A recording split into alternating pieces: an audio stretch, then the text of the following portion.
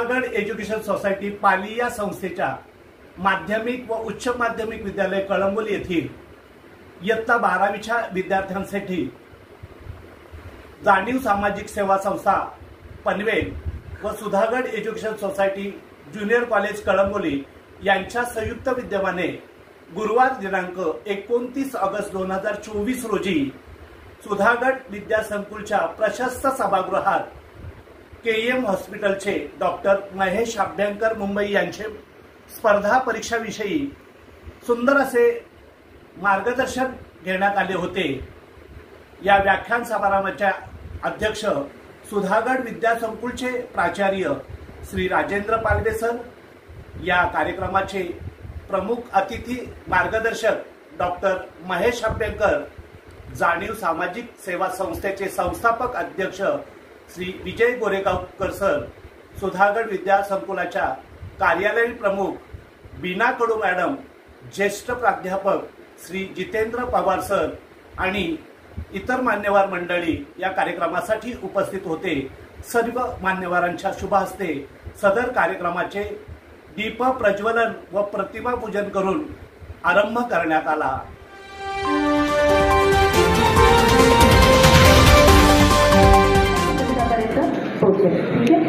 Sir, Sudhagad high school माध्यमिक उच्च माध्यमिक विद्यालयात येऊन आपल्याला कसं वाटलं? फार सुंदर उपक्रम आणि शाळा फार चांगली आहे। नीटनेटके आयोजन अतिशय चांगलं वाटलं। विद्यार्थी आणि शिक्षक याच्यामध्ये उत्साह फार चांगला वाटला। चांगले कार्यक्रम करत राहा आणि शिक्षकांचा आत्मविश्वास आणि विद्यार्थ्यांची ओके।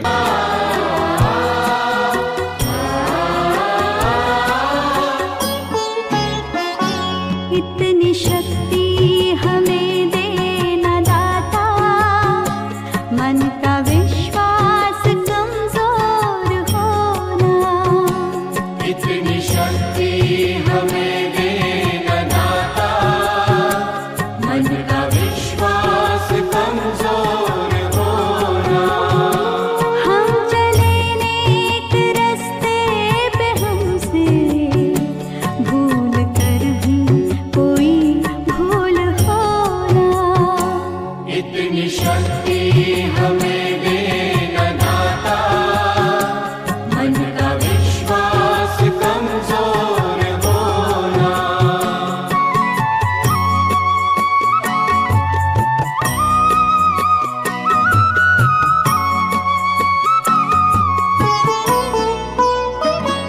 दूर अज्ञान के हो अंधेरे, तू हमें ज्ञान की रोशनी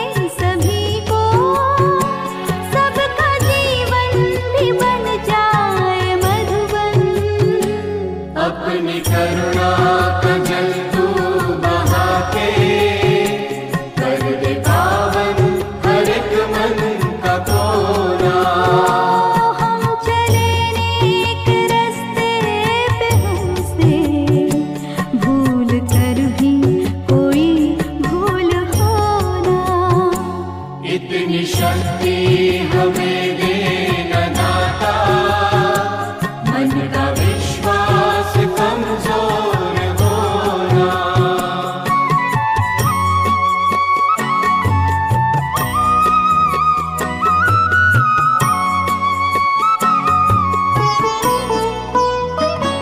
हर तरफ जुल्म है, बेबसी है, सहमा सहमा सा हर आदमी है। हर तरफ जुल्म है, बेबसी है, सहमा सहमा सा हर आदमी है। पाप का बोझ बढ़ता ही जाए, जाने कैसे ये धरती थमी है। बोझ ममता से तू ये उठा ले, तेरी रचना का ये अंत होना। हम चले नेक रास्ते पे, हमसे भूल कर भी कोई भूल।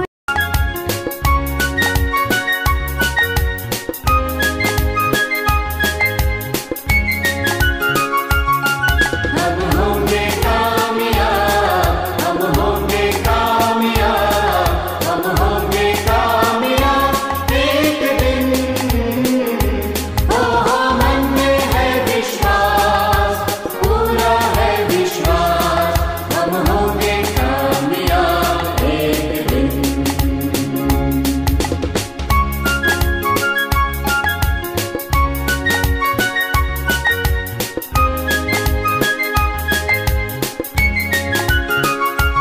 होगी शांति चारों ओर, होगी शांति चारों ओर, होगी शांति चारों ओर एक दिन।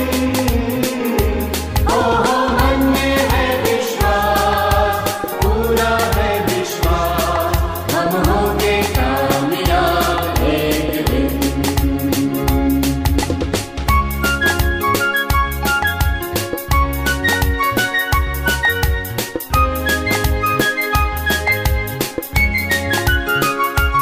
हम चलेंगे साथ साथ, डाल हाथों में हाथ, हम चलेंगे साथ साथ एक दिन।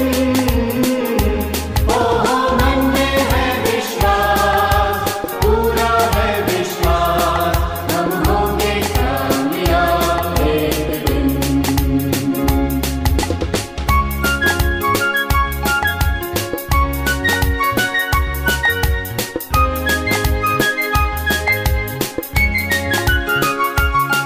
नहीं डर किसी का आज, नहीं डर किसी का आज, नहीं डर किसी का आज एक दिन।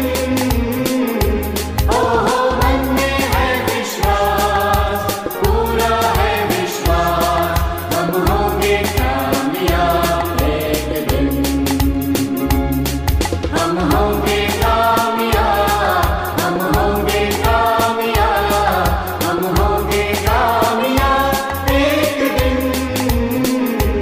ओ मन में है विश्वास, पूरा है विश्वास, श्वेतपद्मासना या ब्रह्माच्युतशङ्कर प्रभृतिवे देवै सदा वन्दिता, सा मां पातु सरस्वती भगवती निःशेषजाड्यापः, निःशेषजाड्यापः, निःशेषजाड्यापः।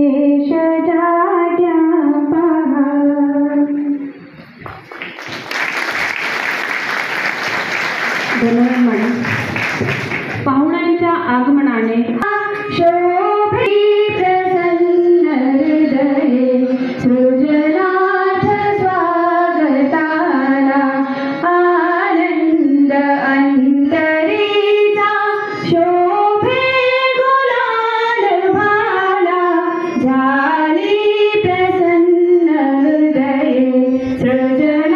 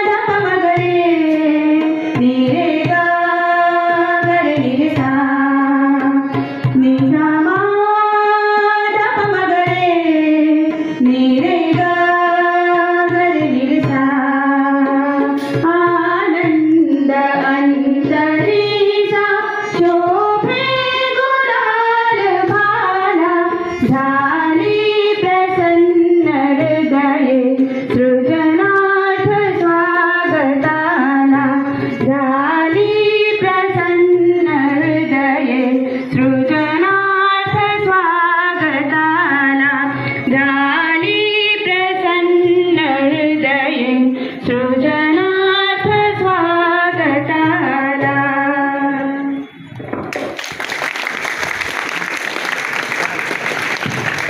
धन्यवाद. आजच्या कार्यक्रमाला ज्यांची उपस्थिती वाढवते आपल्या कार्यक्रमाची शान, ज्यांची उपस्थिती वाढवते आपल्या कार्यक्रमाची शान असे 2023-24च्या स्वीकारावे.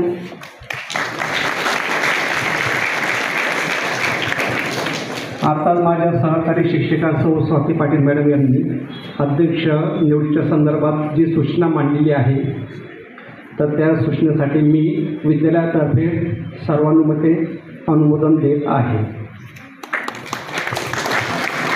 धन्यवाद सर.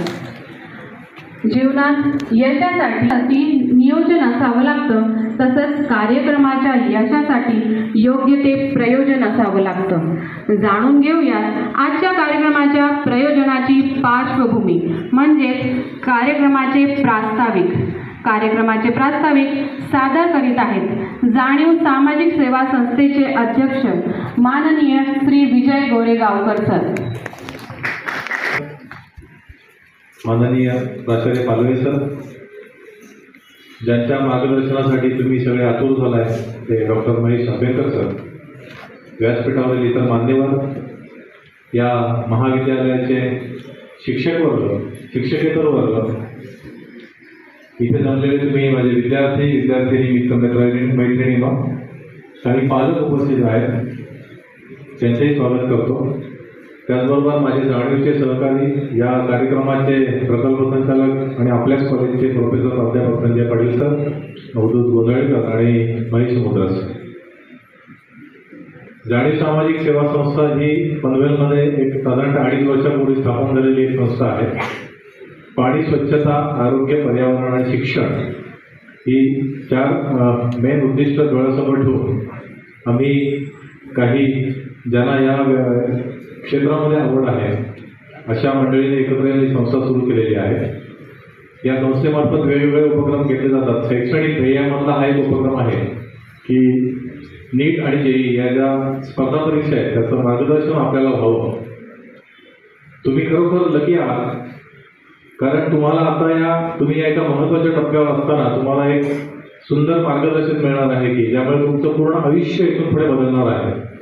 त्यामुळे माझी तुम्हाला आता सुरुवातीला विनंती आहे की आपण पूर्ण कॉन्सन्ट्रेशन या कार्यक्रमाकडे ठेवावं आणि आंबेडकर सर जे आपल्याला गायडन्स करतील त्याचं पूर्ण अवलोकन करावं. जाणीव सेवा संस्थेमार्फत पाणी, स्वच्छता, पर्यावरणामध्ये वेगवेगळे उपक्रम आम्ही विविध शाळांमध्ये घेत असतो, तसेच मोटिवेशनल कार्यक्रमही घेत असतो. जेव्हा कधी पुढे संधी मिळेल तेव्हा आपल्याशी नक्की भेटू. मी जास्त वेळ घेत नाही कारण आपल्याला सरांना वेळ द्यायचा आहे. मी सुरुवातीलाच पालवे सरांना धन्यवाद देतो की हा कार्यक्रमाचं जेव्हा आमचे प्रकल्प संचालक संजय पाटील सर यांनी जेव्हा सरांकडे मांडणी केली आणि मी भेटायला आलो, सरांनी क्षणाचाही विलंब न लावता आम्हाला कार्यक्रमाला मंजुरी दिली आणि त्यामुळे कार्यक्रम होत आहे. मी इथे सुरुवातीला सरांना जाणीव संस्थेकडून धन्यवाद देतो. तर त्याचबरोबर शाळा प्रशासन, सोसायटी आणि त्यांचा शिक्षकेतर वर्ग या सर्वांना धन्यवाद देतो आणि इथेच थांबतो. थँक्यू.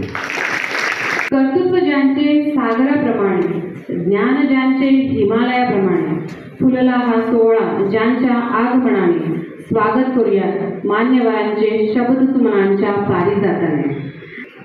गुड मॉर्निंग सर्वांना. नमस्कार. मी प्राध्यापक L Kulekar, Sudhagad education society पालिकेचे ज्युनियर कॉलेज कळंबोली, नवी मुंबई यांच्या सहकार्याने जाणीव सामाजिक सेवा संस्था पनवेलद्वारे आयोजित जेई आणि नीट स्पर्धा परीक्षाकरिता मार्गदर्शन या सेमिनारचे औचित्य साधून आपण सर्व एकत्रित आलो आहोत. या कार्यक्रमाच्या निमित्ताने ज्या प्रमुख अतिथी, प्रमुख व्याख्याते व मान्यवरांचे मार्गदर्शन, आशीर्वाद लाभणार आहेत अशा सन्मानित मान्यवरांची थोडक्यात ओळख करून देण्यासाठी मी आपल्यासमोर उभा आहे. आजच्या कार्यक्रमाचे प्रमुख अतिथी माननीय श्री डॉक्टर महेश अभ्यंकर हे मुंबईच्या KM हॉस्पिटलमधून वैद्यकीय पदवीधर, अतिदक्षता विभागात ICU काम करण्याचा दांडगा अनुभव आहे. वैद्यकीय व्यवसाय, औषध निर्माणशास्त्र, व्यवस्थापन सल्लागार अशी त्यांची बहुविध ओळख आहे.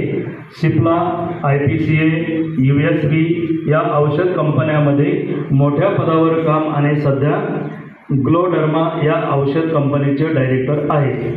त्यांचे वैशिष्ट्यपूर्ण कार्य देश विदेशात 1600 वैद्यकीय व्याख्यान देणारा सर्वात तरुण डॉक्टर वक्ता होण्याचा बहुमान पटकावला आहे.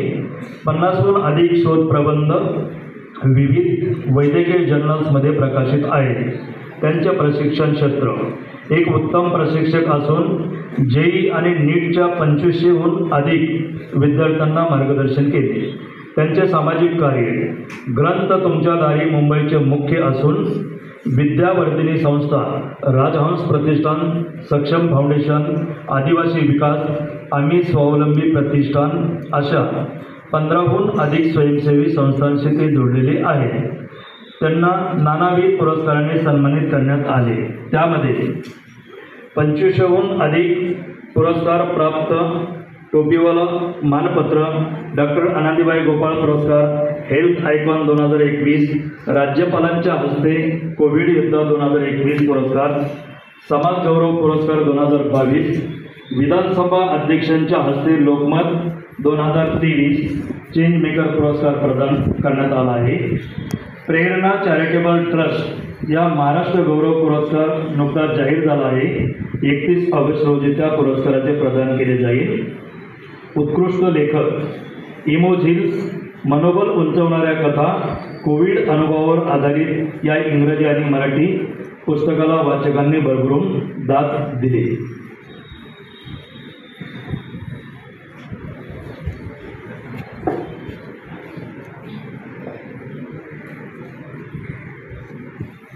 आजच्या कार्यक्रमाचे अध्यक्ष मी पालवे सरांना विनंती करते की त्यांनी प्रमुख पाहुण्यांना पुष्पगुच्छ देऊन सन्मानित करावे.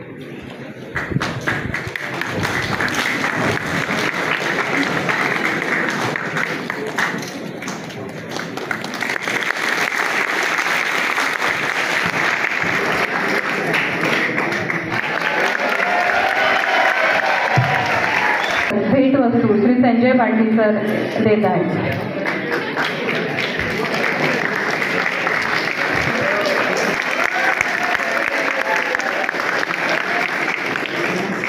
असं मी त्यांना विनंती करते. शाळा आठवते. सध्याच्या काळात ते गेल्या 10 दिवसामध्ये एक जास्त गाव आहे ते म्हणजे मालवण. आणि राजकोटच्या किल्ल्यावर सध्या एक थोडा इश्यू झालेला आहे. त्या मालवण गावातल्या टोपेवाला हायस्कूलमधनं मी माझी 12वीपर्यंत शिक्षण केलं आणि तिथे त्यावेळेला PCBला 97 मार्क्स घेऊन मी KEMच्या GS मेडिकल कॉलेजमध्ये ॲडमिशन केलं. आणि ते गाव 25,000चं आहे. पनवेल मायाचं आता मोठं लाखो अधिक पॉप्युलेशनचं गाव आहे आणि अतिशय उत्कृष्ट शाळा आहे. तर आजचा टॉपिक आहे सक्सेस मंत्र फॉर JEE अँड नीट. प्रत्येकाच्या आयुष्यामध्ये काही ना काही सक्सेस असतो. कुठेतरी आपल्याला प्रशस्ती पदक मिळालेलं असतं, पहिला नंबर आलेला असतो, तिसरा नंबर आलेला असतो. आताच प्राचार्याने मला सांगितलं की आपल्याकडे विज्ञान परिषद भरते, साहित्य परिषद भरते. त्या साहित्य परिषदेमध्ये आपण काम करतो, विज्ञान परिषदेत काम करतो, आपल्याला प्रशस्ती पत्रक मिळतात. या छोट्या छोट्या ज्या गोष्टी आहेत दिस आर द सक्सेस मंत्र. आणि जेव्हा एखादी मोठी गोष्ट करायची असते, जेव्हा मोठा सक्सेस मिळवायचा असतो, तेव्हा त्याची तयारी सुद्धा ही फार मजबूत पाहिजे. KEM मध्ये पासआउट झाल्यानंतर मी ICU मध्ये काम करायचो अतिदक्षता विभागात. आणि तेव्हा मी बघितलं की एक पेशंट 80 वर्षाची स्त्री हार्ट फेल्युअरने ऍडमिट आहे, बाजूला एक 70 वर्षाचा पुरुष हार्ट फेल्युअरने ऍडमिट आहे. आम्ही ट्रीटमेंट चांगल्यापैकी देतोय आणि 80 वर्षाची जी तरुणी आहे ती त्याच्यातनं वाचते आणि एखादा हा 70 वर्षाचा तरुण त्यातनं वाचत नाही. आणि तेव्हा मला जाणवलं आणि आज सुद्धा मला जाणवलं ते म्हणजे आय ट्रीट ही हिल्स. सर्वे सुखिनः सन्तु सर्वे सन्तु निरामया सर्वे भद्राणि पश्यन्तु मा कश्चित् दुःखं भवेत्।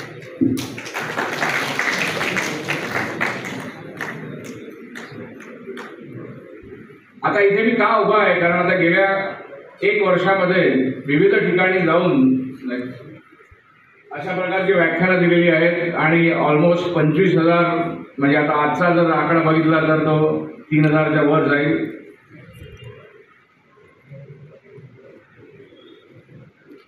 अनंत अमुची ध्येयाशक्ती अनंत अनाशा किनारा तुला पामरे। प्रत्येकाने आपल्या आयुष्यामध्ये काही ना काहीतरी ध्येय घेतलं पाहिजे आणि ध्येय घेऊन आपली पुढची वाटचाल केली पाहिजे। आणि जेव्हा आपण एखादं ध्येय आपल्या समोर ठेवतो तेव्हा आपल्याला ध्येय गाठण्यासाठीची ताकद निर्माण होते। आणि मग जर ध्येय घ्यायचंच असेल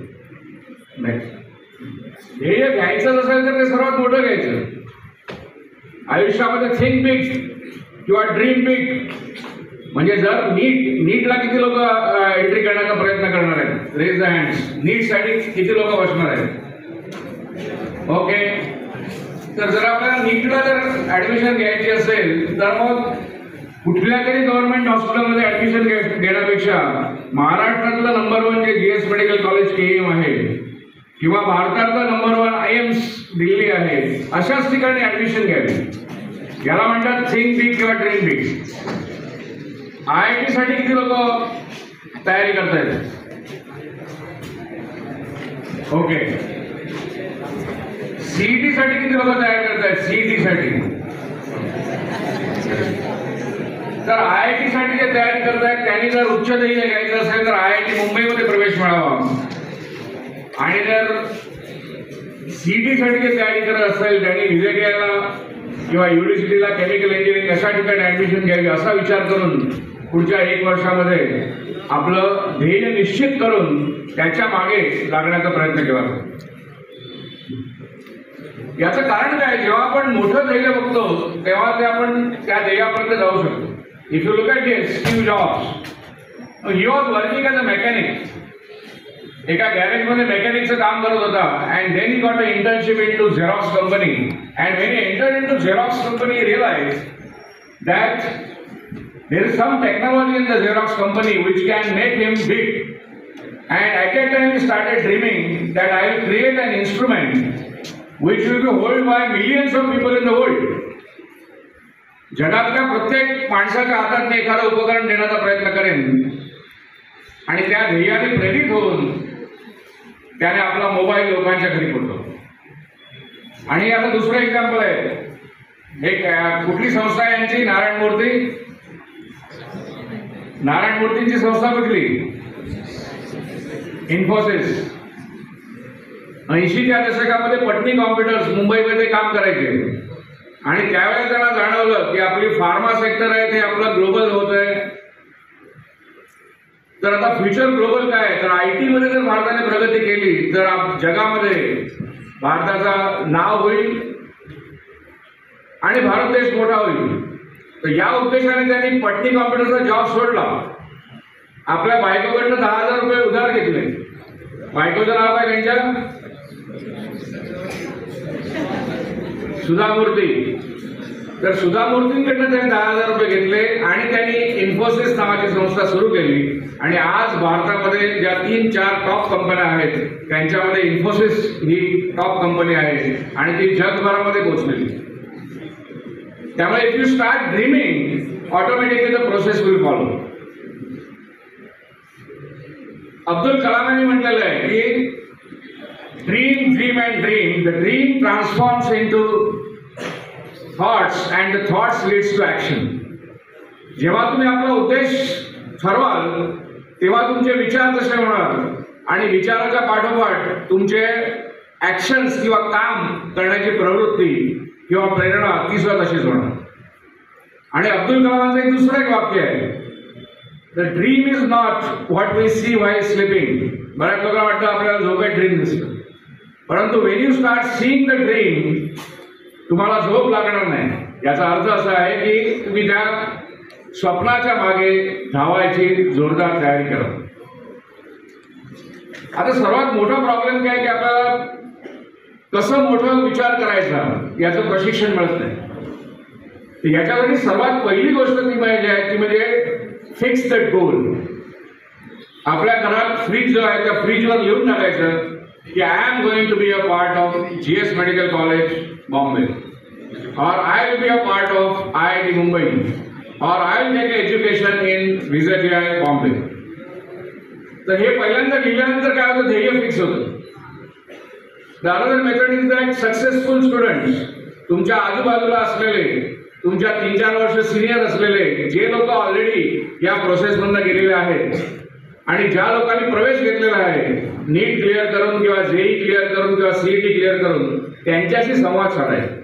आणि आजच्या काळामध्ये तुम्ही जर गुगलवर गेलात तर गुगलवर तुम्हाला बऱ्याच प्रकारचे व्हिडिओज आहेत, बऱ्याच प्रकारच्या युट्यूब्स आहेत, त्याच्यावर सुद्धा बऱ्याच सक्सेसफुल विद्यार्थ्यांच्या स्टोरीज आहेत. तर त्या स्टोरीजचाही अभ्यास करायचा. The next important point is get rid of the constraint. काही लोकांना वाटतं की मला आईवडिलांचा सपोर्ट नाही आहे किंवा मला पैशाचा प्रॉब्लेम आहे, मला अभ्यासाचा त्रास होतो. तर या ज्या छोट्या छोट्या गोष्टी आहेत या गोष्टींचा आपल्याला स्वतःला ओव्हरकम करून, मी माझं स्वतःचं एक्झाम्पल देतो. जिथे मी 11वी-12वी शिकायला होतो त्या 11वीच्या काळामध्ये माझे जे तिथला मालक होता त्यांनी आपलं ग्रॉसरी शॉप बंद केलं आणि पिठाची गिरण टाकली. आणि आता पिठाची गिरण टाकल्यानंतर काय होणार की आवाज वाढला. सकाळी 9 पासून ते रात्री 9 पर्यंत पिठाची गिरण चालायची, पूर्णपणे एअर पोल्युशन व्हायचं. आणि काही दिवसांनी त्यांनी मसाल्याची गिरण टाकली. त्यामुळे पिठाची गिरण आणि मसाल्याची गिरण याच्यामुळे पूर्ण जो एरिया आहे तो पोल्युटेड असायचा. मग त्या काळात मी एका शिक्षकाला शोधलं जे संस्कृतचे होते. त्यांच्या घरी ते नवरा बायको दोघंच राहायचे, सिनियर होते आणि त्यांच्या घरी कोणी नसायचं. मग त्यांना रिक्वेस्ट केली की मी अभ्यासाला इथे येऊन बसत जाऊ. आणि मग शाळा संपली 12-1 वाजता की मी तिकडे जेवून 2 वाजता जायचो, 2 ते 8 वाजेपर्यंत बसायचो. अशा प्रकारे जो जागेचा प्रॉब्लेम होता तो मला सॉल्व्ह केला.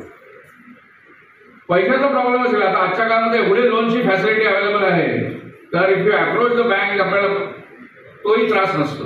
अशा प्रकारे जे काही कन्स्ट्रेंट आहे ती कमी करायची. आणि सर्वात इम्पॉर्टंट गोष्ट म्हणजे काय की विविध लोकांचे अनुभव ऐकून आपण त्या मोठ्या गोल जो आपला डिसाईड होईल त्या उद्देशाने कामाला. आता इथे आपण आज बसलोय पण असं वाटतं का म्हणे की 20 वर्षानंतर की आपल्याला एक संधी होती 12वीची काहीतरी मोठं करण्याची. कारण एकदा नीट किंवा जेई देऊन तुम्ही जर IIT आणि MBBS ला गेलात तर तुमचा दर्जा हा टोटली बदलतो. याच्यावेळी तुम्ही BSc ला गेलात, B.Pharm ला गेलात, डिप्लोमा केलात तर हा जो घटक आहे आणि वरचा घटक आहे याच्यामध्ये जमीन आसमानाचा फरक आहे. त्यामुळे असं आपल्याला वाटतं का नाही की 20 वर्षानंतर की बाबा माझ्याकडे संधी होती 12वीची, वेळ होता, क्लासेस होते, चांगला कॉलेज होतं, परंतु ती संधी मी वाया घालवली. त्यामुळे मध्ये एका पक्षाचं हे वाक्य होतं, हीच ती योग्य वेळ. So actually the time is now to decide about the future. Sir सर्वात पहिला सक्सेस मंत्र प्रत्येकाने म्हणायचे जोरात, I will dream big, think big. आता जी प्रिपरेशन आपली 11वी-12वी चालू आहे तर त्या प्रिपरेशनचे 4 स्टेजेस असतात. 11वीच्या पहिल्या 6 महिन्यामध्ये फर्स्ट 1/3 असतं, 11वीच्या सेकंड हाफमध्ये 2/3 असतं आणि आता जी सध्याची तुमची जी स्टेज आहे ती म्हणजे 3rd स्टेज आहे की ऑलरेडी पोर्शन कंप्लीट होण्याच्या मार्गावर आहे. आणि सर्वात शेवटची स्टेज आहे ती म्हणजे रिव्हिजन स्टेज, लास्टचे जे 6 महिने. तर आता सगळे विद्यार्थी जे बसलेले आहेत फक्त 12वीचे असल्यामुळे जून 24 ते ऑक्टोबर 24 हा जो पिरियड आहे त्या पिरियडमध्ये आपण आलेलो आहोत. आणि याच्यामध्ये आपला ऑलमोस्ट 80 चॅप्टर्स असतील, फिजिक्स, केमिस्ट्री आणि बायोलॉजी किंवा फिजिक्स, केमिस्ट्री, मॅथ्स. या 80 मधले 60 ते 65 संपत आलेले असतील, 10-15 राहिलेले असतील आणि त्याच्यानंतर मग रिव्हिजनचा काळ चालू होईल. तर या पुढच्या 1 वर्षात करायचं काय म्हणजे आता नीटची जी एक्झाम आहे ती मे महिन्यात आहे. पहिल्या संडेला नेहमी असते ती मे महिन्यात. आणि जेईच्या एक्झाम्स आहेत त्या जानेवारी आणि एप्रिल असे 2 ऑप्शन्स देतात. मेन्सला पूर्वी 4 असायचे, आता माझ्याकडे 2 आहेत. तर the big important point is meticulous planning. Anything is life without planning is not going to be successful. The next, once you plan properly, the next important point is excellence in execution. And once you plan nicely and you execute the plan, automatically the success will come. So today what we are going to discuss, about how beautifully we can plan, and then the execution part is how to execute. So automatically the success is going to be everyone. Already आपला journey सुरू आहे, चांगलं college आहे, काही classes तुम्ही join केले असतील, त्याच्या काही नोट्स असतील तुमच्याकडे, काही ऑनलाईन किंवा ऑफलाईन वेगवेगळ्या प्रकारचे काही ट्युटोरियल्स किंवा काही जॉईन केले असतील. आणि आता सध्याच्या काळामध्ये दोन गोष्टी इम्पॉर्टंट आहेत. कोविडच्या आधी आपल्याला फक्त ऑफलाईन एज्युकेशन याच्यावर आपला भर होता, परंतु कोविडच्या काळात टोटली ड्रॅमॅटिक चेंज झाला आणि आता ऑनलाईन एज्युकेशन. त्यामुळे एखादा मुलगा हा ऑफलाईनमध्ये फार चांगला असतो, कारण शिक्षकासमोर बसलेला असतो तेव्हा चांगलं त्याला कळतं, परंतु जेव्हा तो व्हिडिओच्या समोर बसतो तेव्हा त्याला कळत नाही. किंवा व्हाईस वर्सा, एखाद्याला व्हिडिओतलं एज्युकेशन चांगलं येतं, परंतु शिक्षकांसमोर त्याला तेवढं कळत नाही. हा जो प्रकार आहे, तर सध्याचा जो विद्यार्थी आहे आपल्याला फिजिकल आणि डिजिटल, त्यामुळे आता कॉम्बिनेशन म्हटलं जातं की fee digital. That means today onwards, even in the next 20 years of your career, you have to get a beautiful learning from physical as well as you have to get beautiful learning from digital. आणि त्या दोन्ही expertise करणं फार important आहे.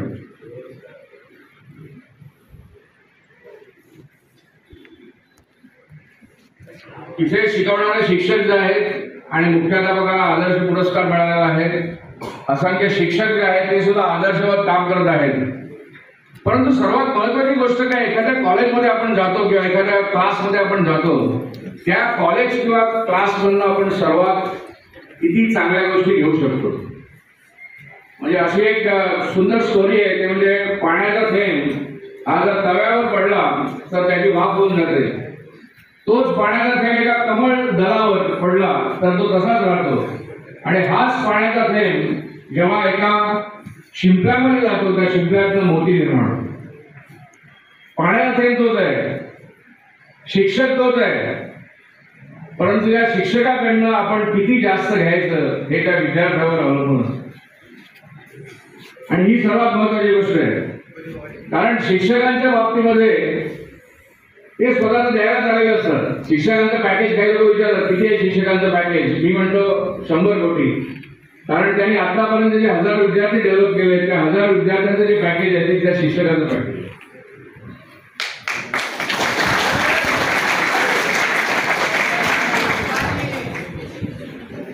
त्यामुळे एखाद्या शाळेतनं 10 विद्यार्थी NEET pass होऊन ऍडमिशनला घेतात किंवा 5 IIT ला जातात किंवा इतर 100 जे आहेत ते इंजिनिअरिंगला जातात, तर अशा प्रकारे 500च्या लोकांमध्ये 50 लोक जातात. या 50 लोकांनी शिक्षकांकडनं, शाळेकडनं, क्लासकडनं मॅक्झिमम घेण्याचा प्रयत्न केला. त्यामुळे सेकंड मंत्र जो आहे तो म्हणजे आय विल युटिलाइज. यस, सगळ्यांनी म्हणायचे I will utilize college and class time to the fullest. आता 1991 साली 25,000 पॉप्युलेशनचे मालवण हे गाव आहे, त्या गावातनं PCBला 97 मार्क्स, कारण आमच्या नीट एक्झाम नव्हती, आमच्या वेळेला PCB होतं आणि PCM होतं, याच्या मार्क्सवर आम्हाला ॲडमिशन दिली जायची. तर त्या मालवण या छोट्या गावातनं मुंबईला GS मेडिकलच्या कॉलेजमध्ये मी आलो. आणि लकीली त्यावेळेला आम्हाला मॅथ्सलाही चांगले मार्क्स होते, त्यामुळे मॅथ्सला PCM BZTला मी गेलो, कॉम्प्युटर इंजिनिअरिंगची ॲडमिशन झाली. परंतु हॉस्टेल ॲडमिशनच्या वेळेला थांबवलं, कारण 15 दिवसाने GS मेडिकल कॉलेज किंवा KEMचा इंटरव्ह्यू होता आणि त्यातनं इंटरव्ह्यू म्हणून जॉईन केलं. तर ही एक माझी स्टोरी आहे. आणि सर्वात महत्त्वाची म्हणजे माझ्या मुलीची स्टोरी आहे. कोविडच्या काळामध्ये 2020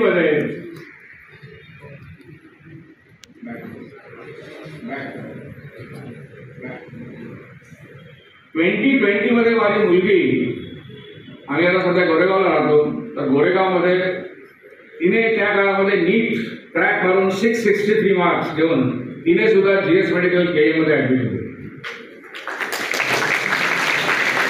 त्यामुळे माझी जी स्टोरी आहे ती एक माझी स्वतःची स्टोरी आहे. आणि त्याचबरोबर माझी मुलगी ही सुद्धा त्याच कॉलेजला आणि तेवढ्याच कॅपॅबिलिटीमध्ये ती सुद्धा गोरेगावमध्ये फर्स्ट आलेली होती. आणि इम्पॉर्टंट पॉईंट काय आहे की तिने मॅथ्स घेतलेलं नव्हतं तरी सुद्धा जेईई मेन्स तिने अपिअर झाली आणि जेईई मेन्सच्या पेपरमध्ये तिने फिजिक्स आणि केमिस्ट्री सोडवलं आणि मॅथ्सच्या 25 मधली फक्त 2 प्रश्न सोडवले आणि त्या बेसिसवरती जेईई मेन्स सुद्धा क्लिअर झाली. याचा अर्थ असा आहे की तुमचं फिजिक्स किंवा केमिस्ट्री 2 सब्जेक्ट जरी स्ट्रॉंग असले तरी तुम्हाला जेईई मेन्स क्लिअर करू शकता. आणि मॅथमॅटिक्स तिने घेतलं नव्हतं कारण ते जे 2 प्रश्न आहेत तिला येत होते. व्हॉट इज कॉमन, कारण आता आज काय होतं की पूर्ण भारतभर आपण फक्त इथले 500 मुलं बघतो, भारतभर 10 लाख लोक किंवा 20 लाख लोक या कॉम्पिटेटिव्ह एक्झामला बसलेले असतात. मग चेन्नईला काही लोक असतात, कोटाला असतात, लातूरला असतात, मुंबईच्या पूर्ण वेगवेगळ्या कॉलेजमध्ये असतात, दिल्लीला असतात.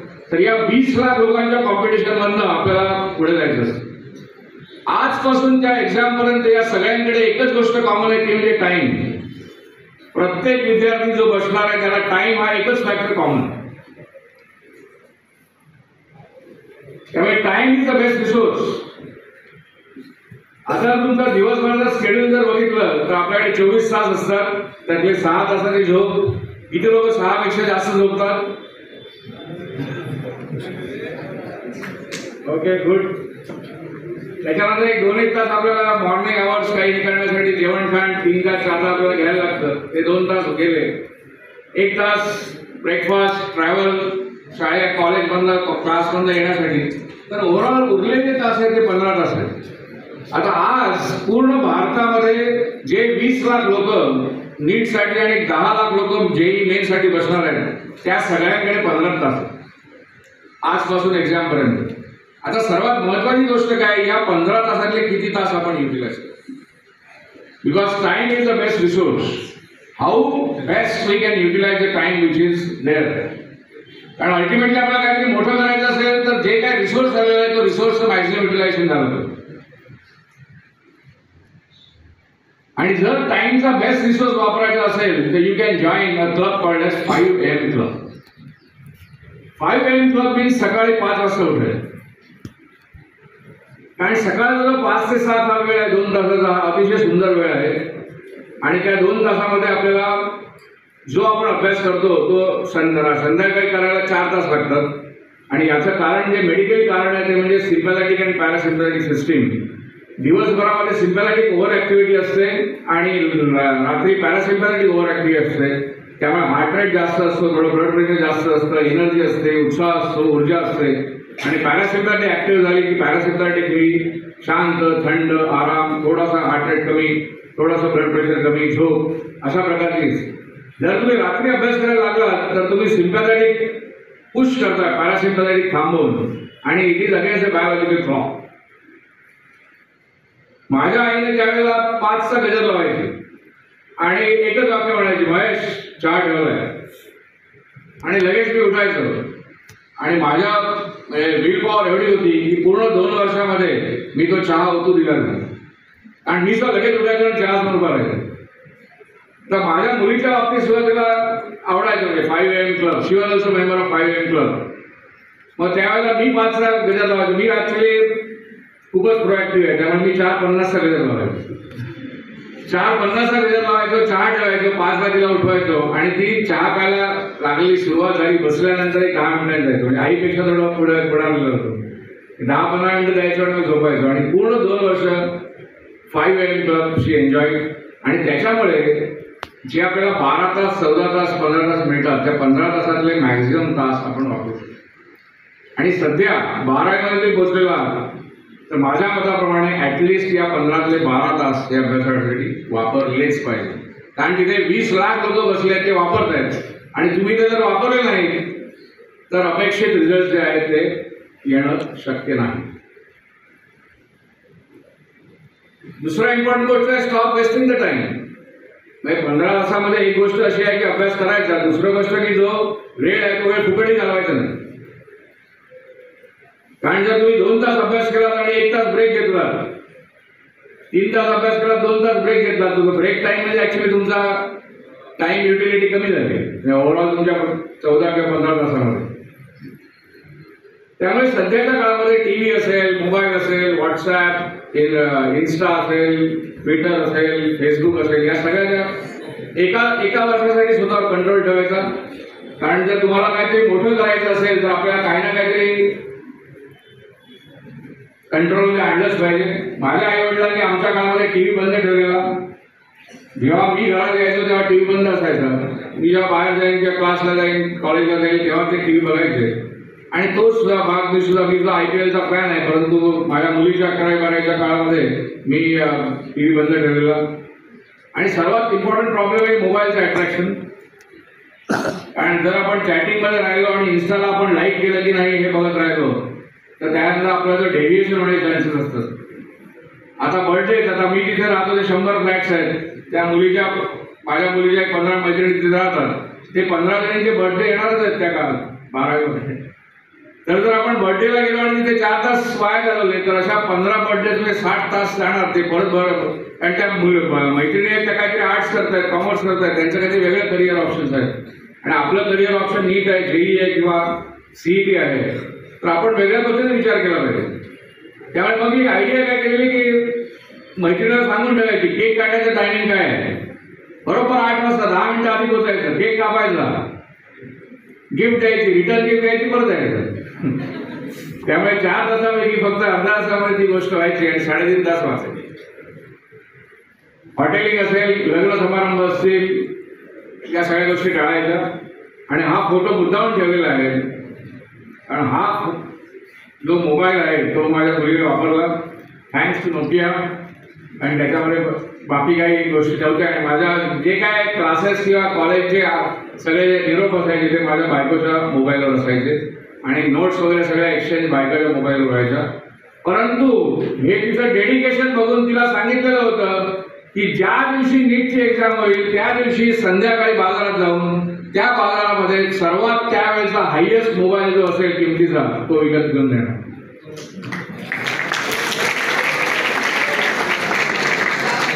आणि कोविड असताना सुद्धा आम्ही त्या गॅलरीमध्ये गेलेलो होतो, विजय सेल्सच्या गॅलरीमध्ये जाऊन.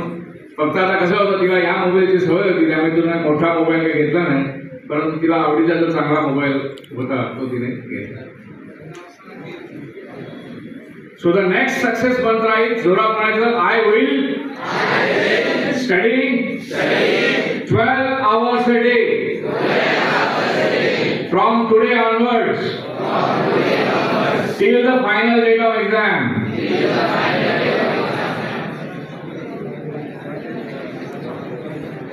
आता जो सर्वात महत्वाचा घटक आहे तो म्हणजे तयारी कशी करायची. आणि त्यातला every chapter is very important. That's the thing. कारण फिजिक्सचं जर तुम्ही एक्झाम्पल घेतलं तर फिजिक्समध्ये 28 चॅप्टर्स आहेत आणि नीटला त्यात 45 प्रश्न येणार आहेत किंवा JEE मेन्सला त्याच्यामध्ये अराउंड 25 प्रश्न येणार आहेत. त्यामुळे 28 चॅप्टर्समध्ये 45 प्रश्न नीट किंवा 28 चॅप्टरमध्ये 25 प्रश्न. याचा अर्थ ॲव्हरेज एका चॅप्टरमध्ये 1 किंवा 2 प्रश्न येणार. आणि याचा अर्थ किती मार्क्स आहेत प्रत्येक प्रश्नाला? 4 मार्क्स आहेत.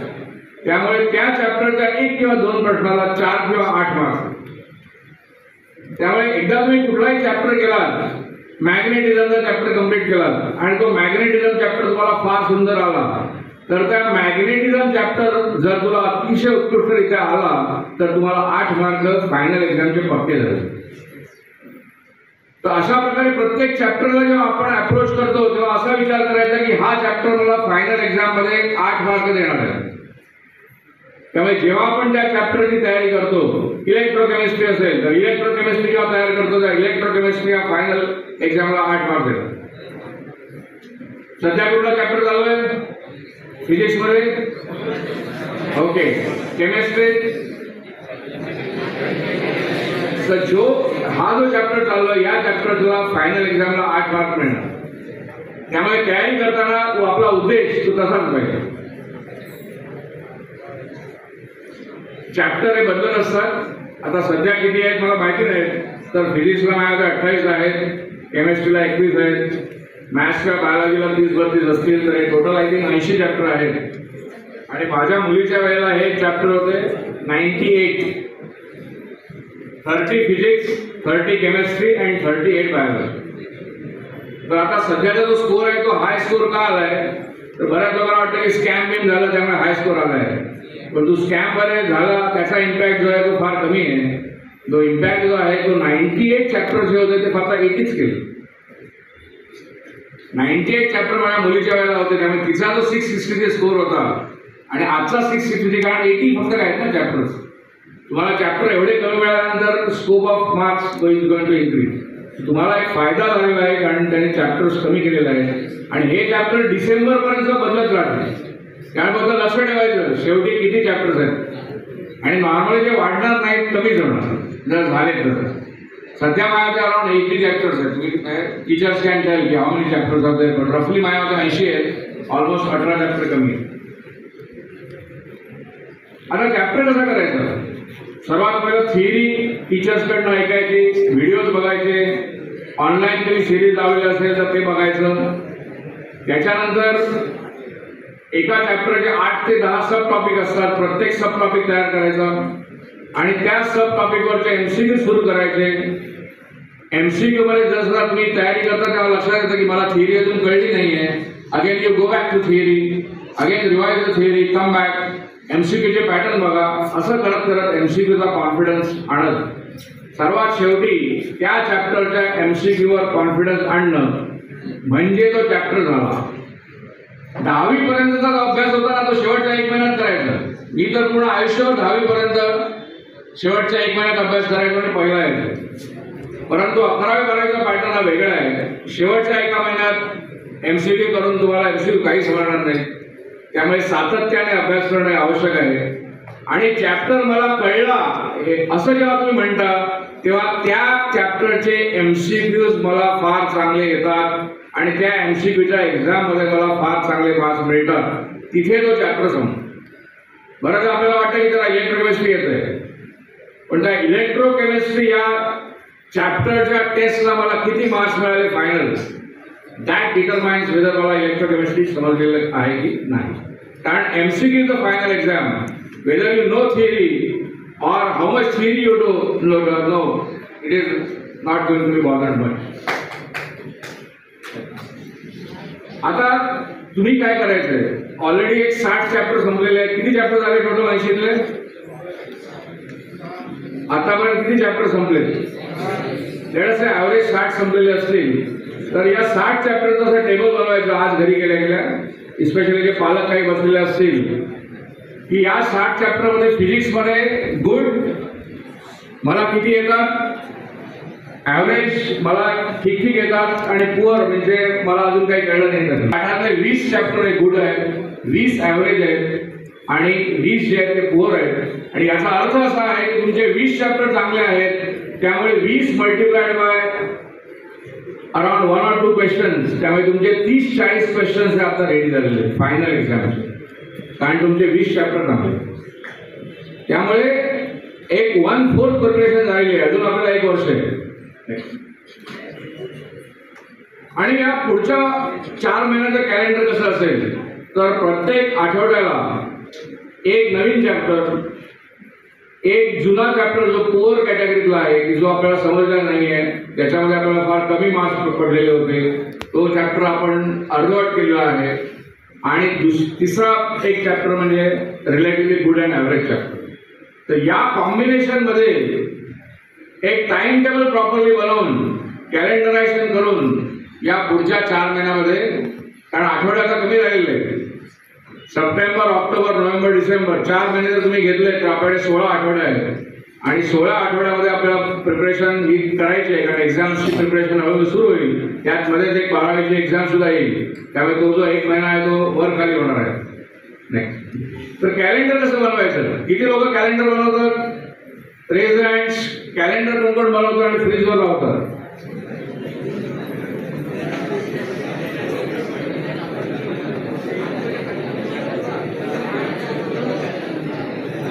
ठीक आहे. तर आयुष्यामध्ये आज आता मी एका फार्मा कंपनीचा मॅनेजर आहे. 150 कोटीचे टर्नओव्हर आहे. तर दर महिन्याला आम्हाला 12 कोटी 13 कोटीचं एक टार्गेट असतं.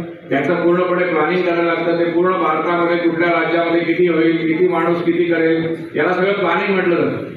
कुठलीही गोष्ट जगामध्ये हवी होत नाही. एखादी कुठलीही गोष्ट चांगली तुम्ही बघितली, त्याच्यामागे what is the Japanese principle, 9 hours of planning and 1 hour of execution.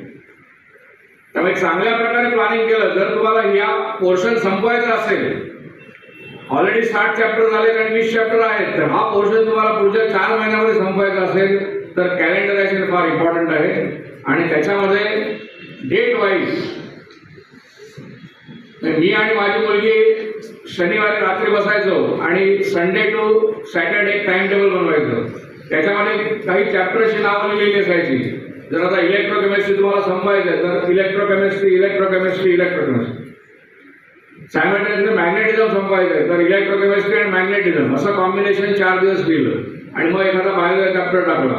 अशा प्रकारे ते कॅलेंडर बनवायचं आणि ते जसं डेली होतं त्याच्यावर टिकमार्क करायचा आणि at the end of Saturday again बघायचं ह्याच्यातलं किती झालंय. जेवढं झालंय तो भाग सोडून द्यायचा आणि नवीन कॅलेंडर बनवायचं. तर ही आयुष्याला सवय या एक्झामसाठीच नव्हे, तुमच्या पूर्ण आयुष्याला ही सवय फार इम्पॉर्टंट आहे.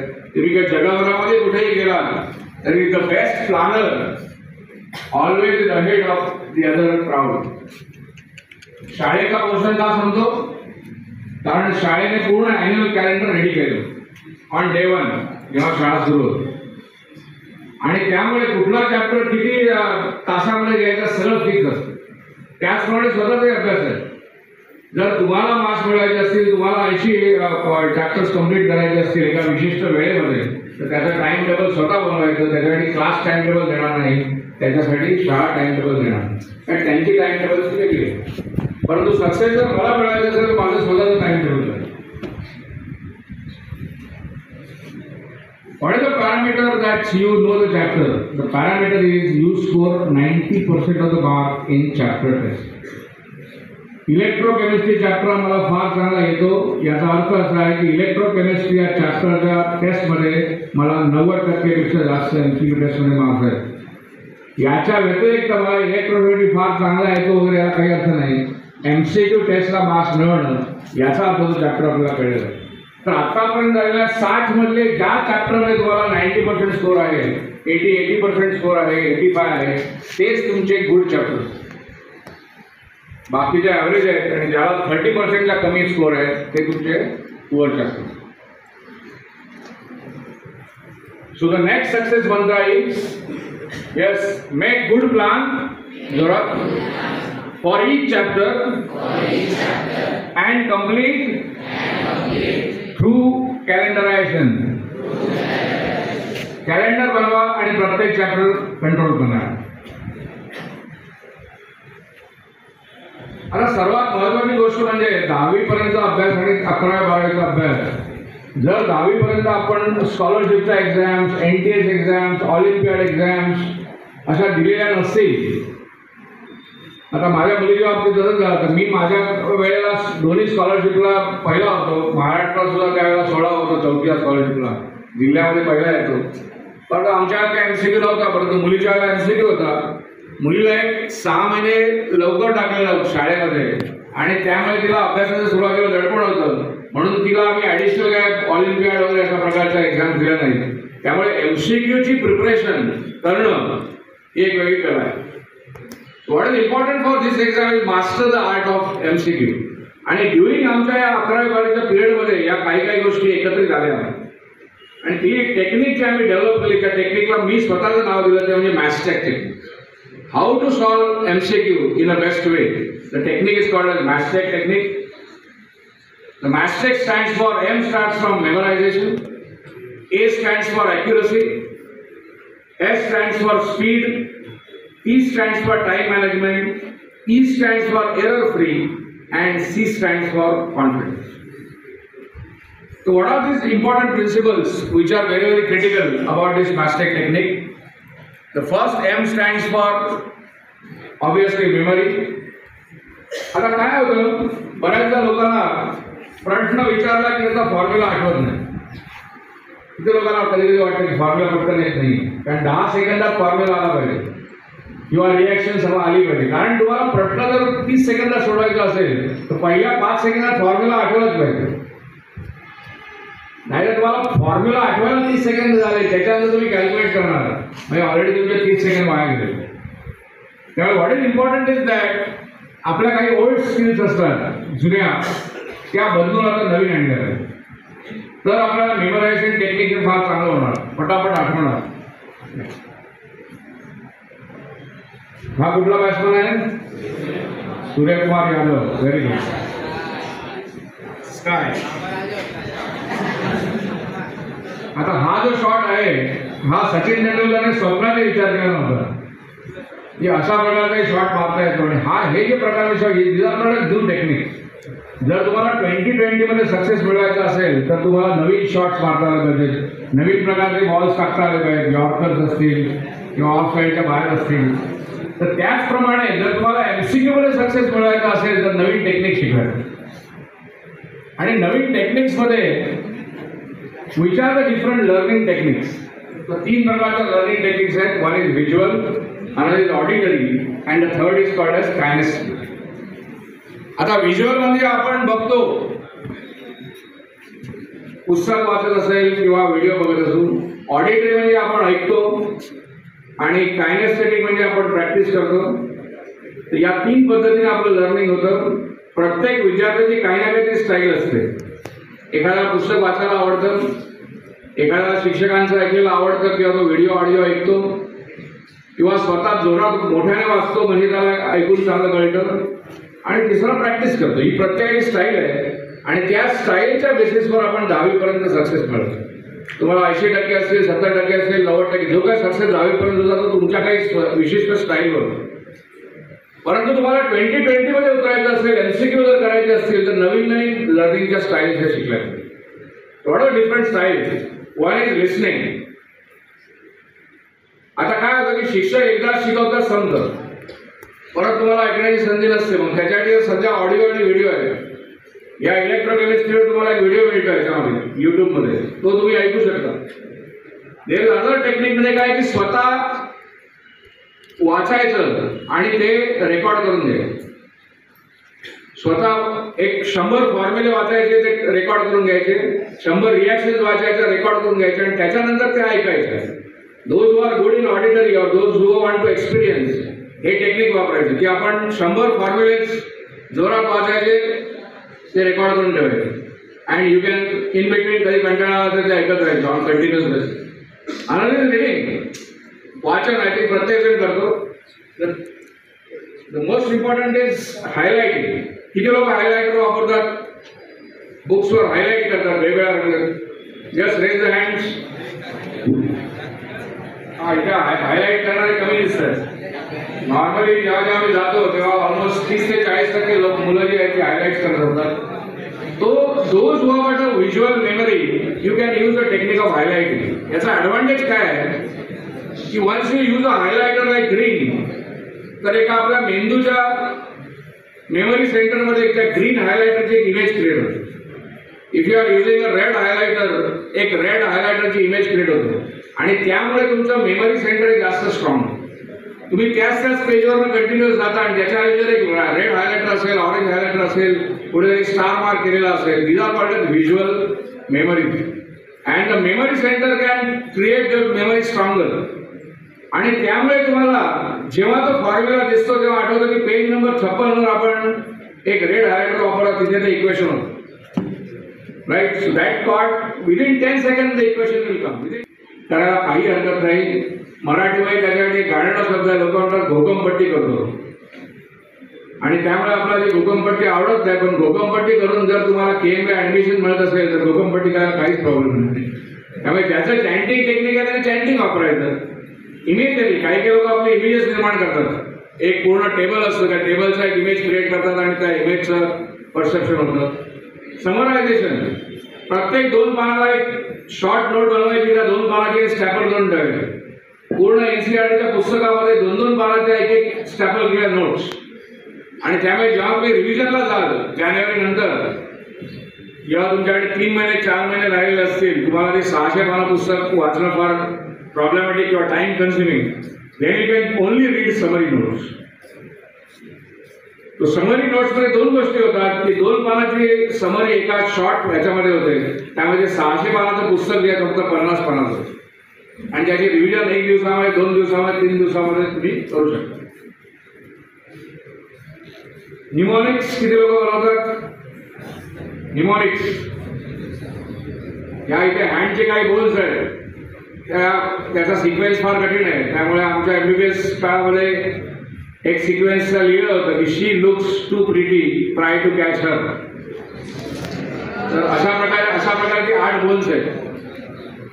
इंट्रोगेशन दॅट मीन्स एखादी गोष्ट आपण कशी सोडवली त्याचा अभ्यास करणं. जर मॅथमॅटिक्सचं इक्वेशन असेल, फिजिक्सचं एक इक्वेशन सोडवलेलं असेल तर त्या कुठल्या 4 स्टेपमध्ये सोडवलं, तसंच रिव्हर्स टेक्निक वापरून त्या 4, 3, 2, 1 या पद्धतीने तुम्ही करू शकता.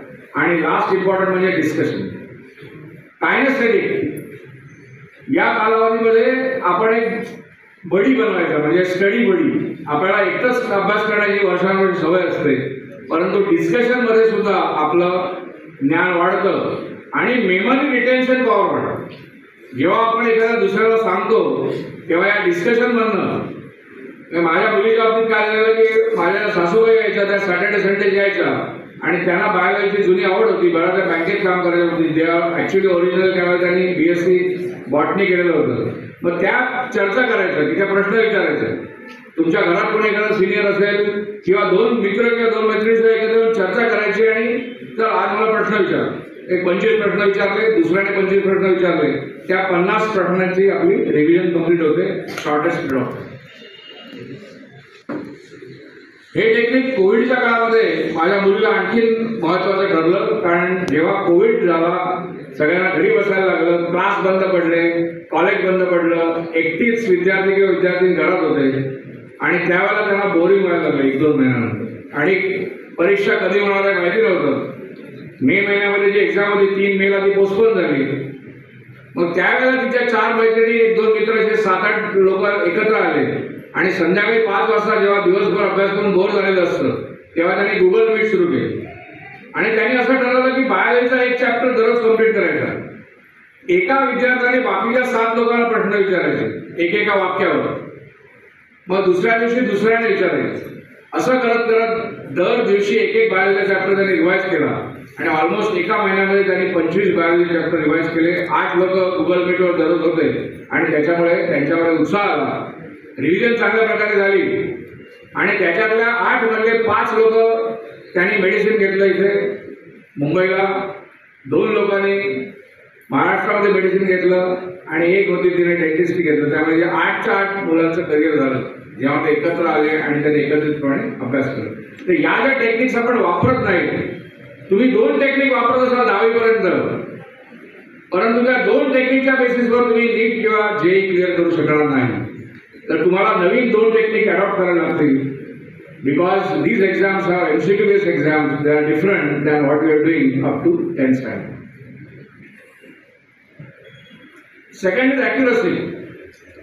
After memory, the second part of MCQ is accuracy. 4 पर्याय दिलेले असतात.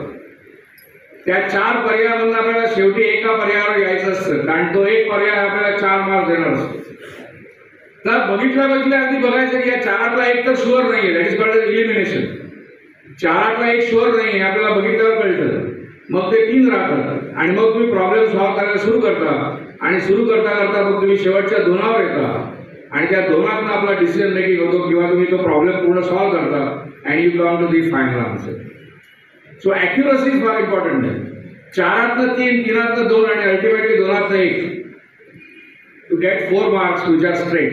आणि त्या ॲक्युरसीची टेक्निक जी आहे ती कंटिन्युअस बेसिस. तुमचं नॉलेज जर स्ट्रॉंग असेल, तुम्ही 1000 MCQ चॅप्टर सोडवलेले असतील तर तुमचा कॉन्फिडन्स चांगला असतो आणि त्यामुळे ॲक्युरसी तुमची दिवसेंदिवस वाढत आहे आणि आता एक्झामपर्यंत तुमची ॲक्युरसी वाढत जाणार. 4तनं क्विकली 3, 2, 1 करणं याला ॲक्युरसी म्हणतात. Next is speed. नीट एक्झामला फायनल किती प्रश्न आहेत? नीटला किती प्रश्न आहेत फायनल एक्झामला? 180. JEE मेन्सला किती आहेत? JEE मेन्स 75 आणि CETला किती आहेत? 200. सो हे जे प्रश्न आहेत वेगळे, त्या प्रत्येक प्रश्नाला एक स्पीड आहे. सगळ्या प्रश्नाला इक्वल स्पीड नाही आहे. जर तुम्ही विचार केलात की PCB आणि नीट आहे, 3 तासामध्ये तुम्हाला 180 प्रश्न सोडवायचे आहेत याचा अर्थ मिनिटाला एक प्रश्न होतो रफली, परंतु प्रत्येक प्रश्नाची ॲबिलिटी मिनिटाची नाही आहे. काही काही प्रश्न 15 सेकंदात सोडवायचे, काही प्रश्न मिनिटात सोडवायचे आणि काही प्रश्न 2 मिनिटात सोडवायचे. That exactly is called a speed, right. कारण बायोलॉजीचे काही काही प्रश्न 15 सेकंदात सोडवायचे. नेक्स्ट. तर ज्यांचं नीट आहे त्यांनी प्रश्न कसे सोडवायचे. बायोलॉजीचा जो सेक्शन आहे ज्याच्यामध्ये 90 क्वेश्चन्स आहेत ते तुम्ही फक्त अर्धा तासाचं सोडवायचे. किती? अर्धा तासाचं सोडवायचे. 45 प्रश्न जे केमिस्ट्रीचे आहेत 45 questions you can solve in 45 minutes. आणि फिजिक्सचे जे 45 आहेत यू कॅन टेक 90 मिनिट्स. त्यामुळे बायोलॉजी प्रॅक्टिस कशी करायची. Even there are 90 questions you have to solve in 30 minutes, 20 seconds per question. Chemistry 1 minute 1 question, and physics you can take 2 minutes 1 question. This is for NEET. JEE 25 questions chemistry, 25 minutes. Physics 25 questions around 55 minutes. And maths around 25 questions, again similar to physics, slightly more than that. त्यामुळे जेव्हा तुम्ही chemistry सोडवायला घ्याल त्यावेळेला तो केमिस्ट्रीचा जो question set जो आहे सेक्शन तो तुम्हाला त्याच वेळात सोडवला पाहिजे. जर तुम्ही केमिस्ट्रीला लेट केलं it will affect your mathematics, it will affect your timing for. So final exam paper हा सिस्टमॅटिक याच वेमध्ये दिला जातो. So when you want to solve biology it's 30 minutes is 30 minutes. That is called as speed. Okay. Time management. Once you start solving the question paper, starts जे आपल्याला इथं पटापट सोडवत जायचं. All the questions you know. जर तुम्हाला 60 question आले तर 60 × 4 240 मार्क्स फिक्स झाले. अशा पद्धतीने सर्वात शेवटी जे उरलेले प्रश्न त्याच्याकडे यायचे जे आपल्याला अटेम्प्ट केले नाहीये आणि त्या अटेम्प्ट मधले ठराविक प्रश्न सोडवायचे. कुठल्याही याच्यामध्ये वाईल्ड गेस करायचा नाही. जर येत नसलं तर सोडून द्यायचं, कारण मायनस मार्क्स आहे. कारण बऱ्याच लोक काय करतात शेवटी तुक्के मारतात, पण त्या तुक्क्याने काय होतं की निगेटिव्ह मार्किंग वाढतं आणि तुमचा रँक खाली. त्यामुळे जेवढे प्रश्न येतात ते चांगले सोडवायचे. जेवढे येत नसतील त्यातले काही सिलेक्टेड प्रश्न जे आपल्याला जमू शकतील तेवढेच अटेम्प्ट करायचे. अननेसेसरी निगेटिव्ह मार्क्स घ्यायचे. Right. What is the sequence of solving the paper. Time management. Maximum people they start with biology. Biology section पहिला सोडवतात 90, त्याच्यानंतर केमिस्ट्री आणि त्याच्यानंतर फिजिक्स. हा कॉमन अटेम्प्ट नीटसाठी. काही लोक केमिस्ट्रीने स्टार्ट करतात. स्टार्ट विथ केमिस्ट्री, मग बायोलॉजी, मग फिजिक्स. नॉर्मली फिजिक्स मागे ठेवलं जातं. आणि जेईई किंवा सीईटीच्या बाबतीमध्ये ऑब्व्हियसली केमिस्ट्रीने स्टार्ट होणं चांगलं असतं, कारण त्यातला सोपा केमिस्ट्री असतो. आणि त्याच्यानंतर फिजिक्स किंवा मॅथ्सचा सिक्वेन्स आयदर फिजिक्स सेकंड और मॅथ्स सेकंड. तो सर्वात इम्पॉर्टंट पुढचा जो आहे मॅथ्सटेक मधला मेमरी झाला, ॲक्युरसी झालं, स्पीड झालं आणि time management. The next important thing is error. कारण सीईटीला नेगेटिव्ह मार्किंग नाही आहे, परंतु जेईई आणि नीट या दोन्ही याला नेगेटिव्ह मार्किंग आहे. तुम्हाला 4 मिळेल, 0 मिळेल किंवा -1 मिळेल. त्यामुळे सर्वात महत्वाची गोष्ट ती म्हणजे एरर फ्री. जर तुम्हाला 180 मधले 100 येत असतील आणि 80 एरर्स होत असतील तर या 80 एरर्स काय आहेत आणि त्या का होत आहेत याचं अनालिसिस करा. जर तुम्ही एरर कमी केलात तरी तुमचा स्कोर वाढणार. त्यामध्ये 5th कंपोनंट ऑफ मॅथ्सटेक is errors. What are the common types of errors. कुठल्या चॅप्टरमध्ये एरर होत आहेत, कुठल्या चॅप्टरच्या सब टॉपिकमध्ये एरर होत आहेत, तर ते सब टॉपिक किंवा तो चॅप्टर हा फार चांगला करायचा किंवा त्याचं रिव्हिजन चांगलं करायचं. What are common types of errors. One error is called as question reading error. किती लोकांनी केले आतापर्यंत क्वेश्चन चुकीचा वाचला. आय थिंक प्रत्येकाने केलंय, परंतु त्याच्यासाठी टाळ्या झाला पाहिजे कारण त्याने हात वर केला. दुसरा जो आहे तो आन्सर रिडिंग एरर. 4 आन्सर्स आहेत. आन्सर वाचताना नेव्हर नॉट क्वेश्चन आणि आन्सर वाचताना आपण जर नीट वाचणार त्याच्यामध्ये एखादा वर्ड असतो, काही ठिकाणी आन्सर्स मध्ये .03 आणि .02 लिहिलेलं. किंवा 0.003 असं सगळे आन्सर्स मुद्दाम 3 याच्यामध्ये केलेले असतात. मार्किंग किंवा clicking errors. The next is called a conceptual error. Conceptual मला समजलं नाहीये. आणखीन एक आहे कॅल्क्युलेशन एरर. कॅल्क्युलेशन करताना चुका होतात, त्यामुळे तुम्ही सुरुवात चांगली करता, 1 स्टेप 2 स्टेप 3 स्टेप, शेवटच्या स्टेपला पर्यंत कारण ते कॅल्क्युलेशन एका मिनिटात झालं पाहिजे. Calculation error. Another thing important is this formula error. त्यामुळे फॉर्म्युला आठवला नाही किंवा रिॲक्शन आठवलं नाही, चुकीचा झालेला formula. This is called as mixed calculation error. And lastly time error or anxiety error. कारण शेवटी सगळा जो खेळ आहे तो 3 तासाचा खेळ आहे. जे काय प्रश्न आहेत ते 3 तासात सोडवायचे आहेत. राईट. नेक्स्ट. त्यामुळे क्वेश्चन एरर जर होत असेल तर फोकस वाढवा. आन्सर एरर होत असेल फोकस वाढवा. क्लिकिंगचा प्रॉब्लेम असेल किंवा मार्क्स 10च्या ऐवजी 9ला मार्क केलं, हा जो एरर असेल तो प्रॉब्लेमॅटिक एरर असतो. एक मोठी केस झालेली होती. त्या मुलाला त्यावेळेला एम्सला ऍडमिशन मिळालेली होती, परंतु नीटच्या एक्झामच्या मध्ये त्याने 10, 11, 12, 13 या 4 प्रश्नाच्या ऐवजी त्याने 9, 10, 11, 12ला मार्क केले आणि एका सिक्वेन्स मध्ये 10च्या 10 उत्तर त्याची चुकली. त्याला उत्तरं येत होती पण मार्किंग मध्ये चूक झाली आणि स्ट्रेट 40 मार्क गेले. आणि मग त्याला एक 12-13 प्रश्न झाले, लक्षात आले की अरे 16ला 16 येत नाहीये, 17 येत आहे. तो तिकडे थांबला आणि त्याने बघितलं तर मागच्या ऑलरेडी 10 आन्सर जे चुकीचे दिले. आणि त्या नीटच्या एक्झाम मध्ये त्याला गव्हर्नमेंट कॉलेज मिळताना नाकी आलेली, परंतु तो एम्सला सिलेक्ट झालेला, त्यामुळे एम्सला त्याने ऍडमिशन घेतली. परंतु एक मोठा गॅप 15-20 प्रश्न चुकल्यामुळे. Conceptual error. कॉन्सेप्च्युअल एररसाठी अभ्यास करायला लागेल. टाइम एन्झायटी एररसाठी पेपर सोडवायला लागतील. आपल्याकडे आता अजून ऑलमोस्ट 200 दिवस आहेत, तर ॲटलिस्ट 40, 50, 60 पेपर हे एक विशिष्ट 3 तासाच्या वेळेमध्ये सोडवायला लागतील. And confidence comes from strict practice. आपल्या 130 लोकांचं स्क्वॅड गेलेलं होतं आणि आपल्याला फक्त मेडल्स जी आहेत ती फार कमी मिळाली. त्यामुळे ज्या लोकांनी चांगला सराव केलेला होता, मनू भाकरने फार चांगला सराव केला होता, त्यामुळे तिला किती मेडल मिळाली आणि तिसरं तिचं ऑलमोस्ट जस्ट चुकलं, परंतु ते 4थ्या नंबरला आलेली. त्यामुळे त्या सराव जो या ऑलिम्पिकसाठी होता फार चांगला होता. आजपासून 100 MCQs डेली हे सोडवलेच पाहिजे. कारण आपल्याकडे पुढे अराउंड 150 दिवस आहेत आणि 150 दिवसात डेली जर तुम्ही 100 MCQs सोडवले तर ऑलमोस्ट 15,000 MCQs एक्झामला जाण्यापूर्वी तुम्ही सोडवणार. आणि माझ्या मताप्रमाणे त्या 15,000 MCQs मधलेच फायनल एक्झामला किंवा त्याच पॅटर्नचेच फायनल एक्झामला 75 किंवा 180 येतील. कारण 10% याचे पकडले तर 150 होतात किंवा 5% पकडले तर 75 होतात. तर या 15,000 MCQची प्रॅक्टिस जर तुम्ही केली आजपासून एक्झामच्या शेवटपर्यंत, डेफिनेटली तुमचा कॉन्फिडन्स जो लास्ट सी आहे मॅस्टेक मधला, कॉन्फिडन्स ऑन MCQ सॉल्विंग हा डेफिनेटली वाढणार आणि स्कोअर फार चांगला होणार.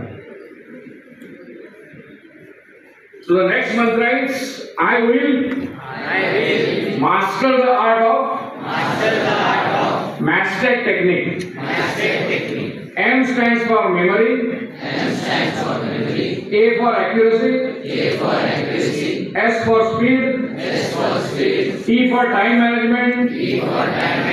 E for error free. And C for confidence.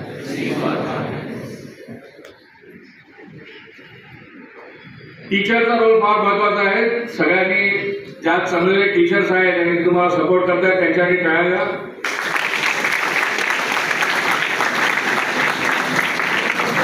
गुरुर्ब्रह्मा गुरुर्विष्णू गुरुर्देव महेश्वरा गुरु साक्षात परब्रह्म तस्मै श्री गुरुवे नमः. आणि तुम्ही टीचरसाठी फार चांगले टाळ्या देतात हे मी सुरुवातीला बघितलेलं. तर आता टीचरकडनं मॅक्झिमम कसं घ्यायचं ते डाऊट सॉल्विंग. लास्ट एका आठवड्यामध्ये 5 डाऊट विचारले टीचर्सना, त्यांनी हात वर करा.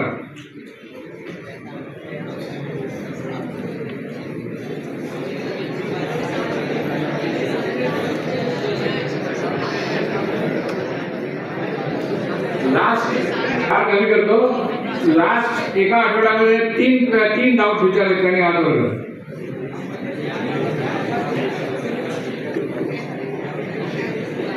ओके, आता बार फारच कमी करतो.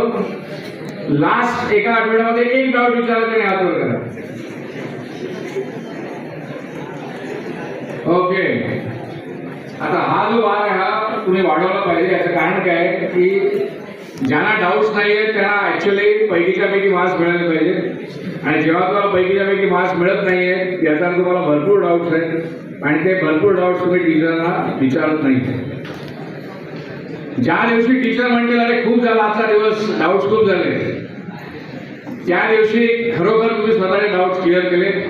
आपण डाऊट सॉल्विंग सेशन्स करतो पण त्या डाऊट सॉल्विंग सेशनमध्ये आपण आपले डाऊट्सच विचारा.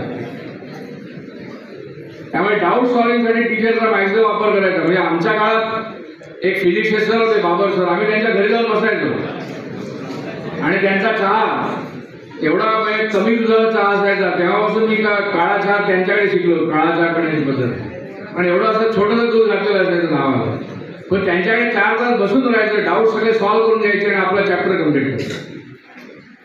त्याचप्रमाणे हा जो वेळ असेल शाळेचा आधीचा नंतरचा मधला मॅक्झिमम डाऊट्स क्लिअर करायचा, शिक्षकाचा मॅक्झिमम सपोर्ट घ्यायचा आणि जेव्हा तुम्हाला चांगले मार्क्स मिळतील तेव्हा शिक्षकांना घेऊन चांगली गिफ्ट देईल.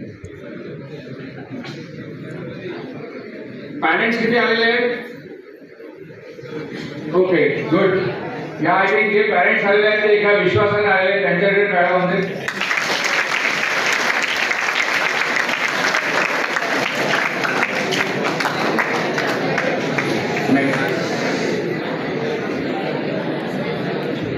त्यांनाही फॅमिलीचं एक ड्रीम असतं की मुलाने किंवा मुलीने काहीतरी करावं.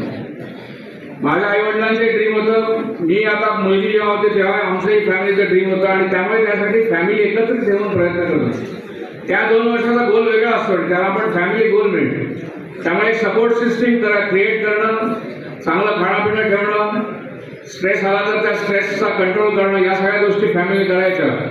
वाटलं तर फायनान्शियल जास्त सपोर्ट करणं, एखाद्या क्लासेसचं हे लावणं, ऑनलाईन लेक्चर्स किंवा एक्झामच्या ट्युटोरियलची काही लेक्चर्स लावणं, या सगळ्या गोष्टी करणं फार आवश्यक आहे. आणि मुलांच्या बाबतीमध्ये पुढचा सक्सेस मंत्र जो आहे तो म्हणजे I will take good support from teacher as well as parent.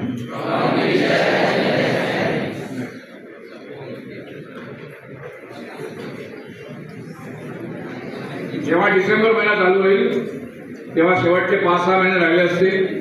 त्यात 12वीची परीक्षाही असेल, ती 12वीची परीक्षा सुद्धा 1 महिना घेईल आणि आपल्याकडे 4 महिने असतील. तर त्यावेळेला सर्वात महत्त्वाची गोष्ट काय करायचं? Quick revision, smart revision. Yes, self स्टडीवर भर द्यायचा आणि स्मार्ट रिव्हिजनवर भर द्यायचा.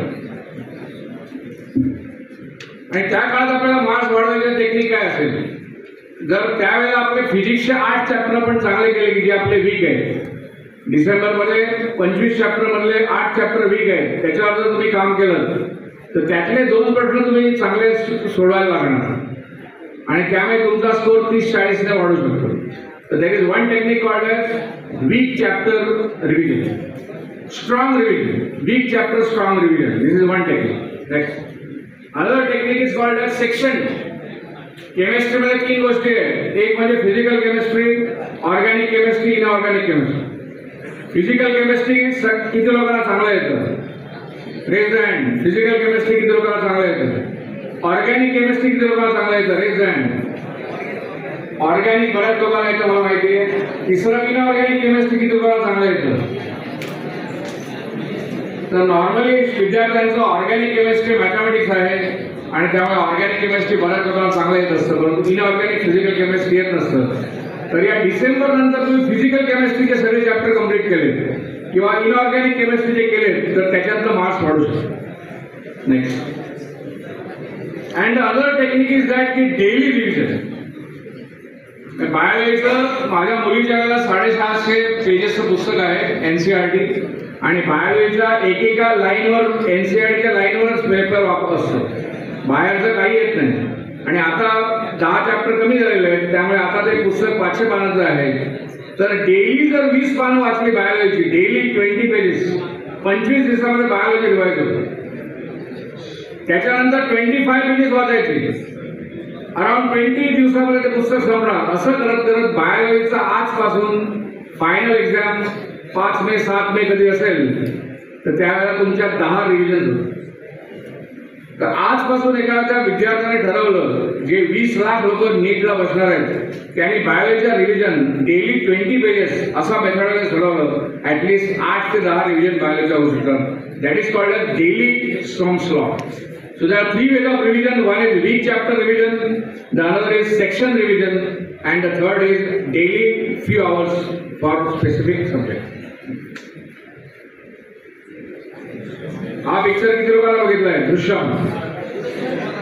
त्या दृश्यम पिक्चर मध्ये ऍक्च्युअली ते गोव्याला जात नाही, परंतु ते काय करतात, गोव्याला कसे गेले ते सगळं डिपिक्ट करतात, की आपण बसमध्ये बसलेलो आहोत आणि मग आपण इडली बघितलेली आहे, तो कंडक्टर ते सेम आहे, त्या साधूचं लेक्चर आहे सेम आहे, तो जो सिक्वेन्स असतो तो ऍक्च्युअली ते गेलेले नसतात, त्याच्याआधी तो सिक्वेन्स पूर्ण जगतात. त्याला म्हणतात दृश्यम. म्हणजे ती घटना. त्याचप्रमाणे आपण पेपर सॉल्विंग जे आहे ते पेपर सॉल्विंग दृश्यम करायचं. नीटची एक्झाम ही दुपारी 2 ते 5 मध्ये असते, तर पेपर दुपारी 2 ते 5 ची सवय लावायची. याचं कारण काय माहिती ना, की जर तुम्ही सकाळी आपण काय करतो, त्याला जेवण बिवण देणार मस्त आणि पेपर सोडायला बसतात, पण फायनल एक्झामला तसं होणार नाही. फायनल एक्झामला घरातनं 12 वाजता निघायला लागतं, कारण 2चा पेपर असतो. 11 वाजता निघायला लागतं, कुठल्या तरी सेंटरवर जायला लागतं, 12 साडेबारा वाजता 1 वाजता आत घेतात आणि 1 ते 2 बसून राहायला लागतं आणि 2 वाजता पेपर देतात. तर हा जो 3-4 तासाचा कालावधी आहे, घरातनं निघाल्यापासून एक स्मॉल लंच किंवा घेणं, स्मॉल स्नॅक्स घेणं आणि एक्झामच्या ठिकाणी जाणं आणि एक्झाम ठिकाणी नुसतं बसणं. कारण काही लोकांना नुसतं बसलं 1 तास, आजूबाजूच्या विद्यार्थ्यांचे चेहरे बघून आपल्याला टेन्शन येतं. काही लोकांचे फार चांगले असतात, ते ब्राईट आहेत, काही लोक ऑलरेडी ज्यादा टेन्शनमध्ये असतात, त्यांचं टेन्शनमुळे आपलं टेन्शन वाढतं. तर या उद्देशाने दृश्यम म्हणजे एक्झॅक्टली कसा पेपर होणार आहे त्या पेपरचं प्रॅक्टिस. याचं कारण काय, की एखाद्याला भूक लागत असेल आणि त्याने 11 वाजता जेवला तो आणि 2 वाजता पेपर सोडायला घेतला, तर त्याला 4 वाजल्यानंतर भरपूर भूक लागते. आणि हायपोग्लायसेमिया मेक्स एरर्स. जेव्हा तुम्हाला हायपोग्लायसेमिया झाला की डोकं दुखायला लागतं, कारण आता थोड्या वेळाने तुमचं डोकं दुखायला लागणार, कारण तुम्हाला एवढं 1.5 तासाची लेक्चरची सवय नसणार. तर hypoglycaemia and headache can create errors. त्यामुळे तो जो पॅटर्न आहे तो पॅटर्न अनुभवला पाहिजे. माझ्या मुलीने 100 पेपर सोडवलेले आणि 100 10 शेवटचे पेपर एक्झॅक्टली दुपारी 2 ते 5 मध्ये सोडवले. एक स्ट्रेट मिमिक. आणि त्यामुळे फायनल एक्झामला गेली तेव्हा लास्ट 10 दिवस ती पेपर सोडत होती 2 ते 5. त्यामुळे तेव्हा फायनल एक्झाम वाटलं की one of the paper right. आणि 15 मिनिटाच्या आधी तिने पेपर संपवला सुद्धा. एवढी सवय झालेली होती. So next success mantra, I will do more revisions and paper solving. सर्वात इम्पॉर्टंट गोष्ट आहे, 1 वर्ष आहे, टाइम महत्वाचा आहे. तर physical, emotional and spiritual fitness. स्वतःला फिट ठेवायचं, कारण सर्दी खोकला जरी झाला तरी सुद्धा आपले 2 दिवस फुकट जातात. एखाद्याला डायरिया झाला, डिसेंट्री झाली, 2 दिवस फुकट जातात. ऍसिडिटी झाली, 1-2 दिवस फुकट जातात. तर अशा प्रकारे आता जे उरलेले दिवस 150 आहेत त्यातला 1 दिवस फुकट जाता कामा नये. आणि त्याच्यासाठी फिजिकल, इमोशनल, स्पिरिच्युअल फिटनेस फार महत्वाचं आहे. टाळण्याचा प्रयत्न करा. ओके, टाळण्याचा प्रयत्न करा. आरोग्य चांगलं ठेवणं, घरगुती खाण्याचा प्रयत्न करा, उगाच बाहेर खाऊ नका. जर काही त्रास असेल तर विटॅमिन घ्यायचा, थोडं ताकद, ग्लुकॉन डी घ्यायचं, त्याच्यामुळे काही ताकद राहते, आपल्याला अभ्यासाला थोडी गती येते. आणि जर एखादा काही त्रास झाला, कुठे डायरिया असेल, लगेच ट्रीटमेंट घ्यायची डॉक्टरची. म्हणजे कसं होतं की 2-4 दिवसाचे 2 दिवसात आपलं ट्रीटमेंट होऊन आपण परत फिट होतो. सर्वात महत्वाचं म्हणजे मानसिक स्वास्थ्य. नाही, एक्झामचा स्ट्रेस. काही लोकांना एक्झामला बसलं की टेन्शन येतं. खळबळ मार्गी म्हणजे बऱ्याच लोकांना येतं. माझं मी पहिलीच एक्झाम्पल देतो. अभ्यास वगैरे व्यवस्थित केलेला होता. पहिलीच एक्झामला गेलो. आयुष्यातली पहिली एक्झाम होती ना, पहिलीची एक्झाम द्यायला बसलो आणि मला टेन्शन आलं आणि मी पळून गेलो तिकडून, डायरेक्ट घरी आलो. तर माझी आई म्हणाली काय घरी काय आज तिकडे मराठीचा पेपर सुरू झाला ना, तर मला टेन्शन आलं. मग आई मला परत घेऊन शाळेत गेली. त्या सावंतबाई म्हणाले ठीक आहे त्याला मागे बसवा तुम्ही, मी आहे बघते जरा थोडा वेळ. मग अर्धा तास आई थांबली, ऑलरेडी अर्धा तास गेलेला होता. अर्धा तास आई थांबली, मग म्हणाली आपल्याला लिहायला लागला गेली. अशा वेळेला सावंतबाई थोडा मागे उभा राहिला की लिहितोय की नाही लिहितोय, परत पळून जाता येईल. तर असं करून मग दररोज ती एक्झामला सोडायला लागली, अर्धा तास लिहायला लागली परत आहे. अशा प्रकारे तर मी टेन्शन खाली ती एक्झाम दिली. आणि जेव्हा रिझल्ट आला तेव्हा रिझल्टसाठी त्याने डिक्लेरेशन सुरू झालं. 10वा नंबर, 9वा नंबर, 8वा नंबर, 7वा नंबर असं करत करत सगळ्यांचे नंबर झाले. ऑलमोस्ट सगळे हुशार विद्यार्थी पहिलीचे संपले आणि सगळ्यांना पाहिलं की पहिला नंबर कोण आहे. तर तेव्हा पहिला नंबर सावंत मॅडम मिळाला, महेश अभ्यंकर, आणि सगळे मला बघायला. याचं कारण काय की पळून जाऊन सुद्धा हा येऊन अर्धा तास कमी देऊन सुद्धा पहिला कसा आला याच्याबद्दल सगळ्यांना साशंकता निर्माण झाली. तर आपण जर कॉन्फिडन्स जर असेल तर त्याच्यानंतर मी ऑलमोस्ट 10 ते 12 वेळा पहिला आलो होतो, कारण मला पहिल्याची सवय लागलेली होती. तर आपल्याला कधी कधी काय होतं टेन्शन येतं. माझ्या मुलीच्या बाबतीमध्ये केमिकल बॉन्डिंग या सब्जेक्टचा पेपर देऊन ती आली रडायच लागली. केमिकल बॉन्डिंग म्हणाले मला होतं 20% मार्क्स मिळाले. मला केमिकल बॉन्डिंग समजलं नाही आणि हे केमिकल बॉन्डिंग फायनलला आलं तर मला काय नीट मी क्लिअर करणार नाही.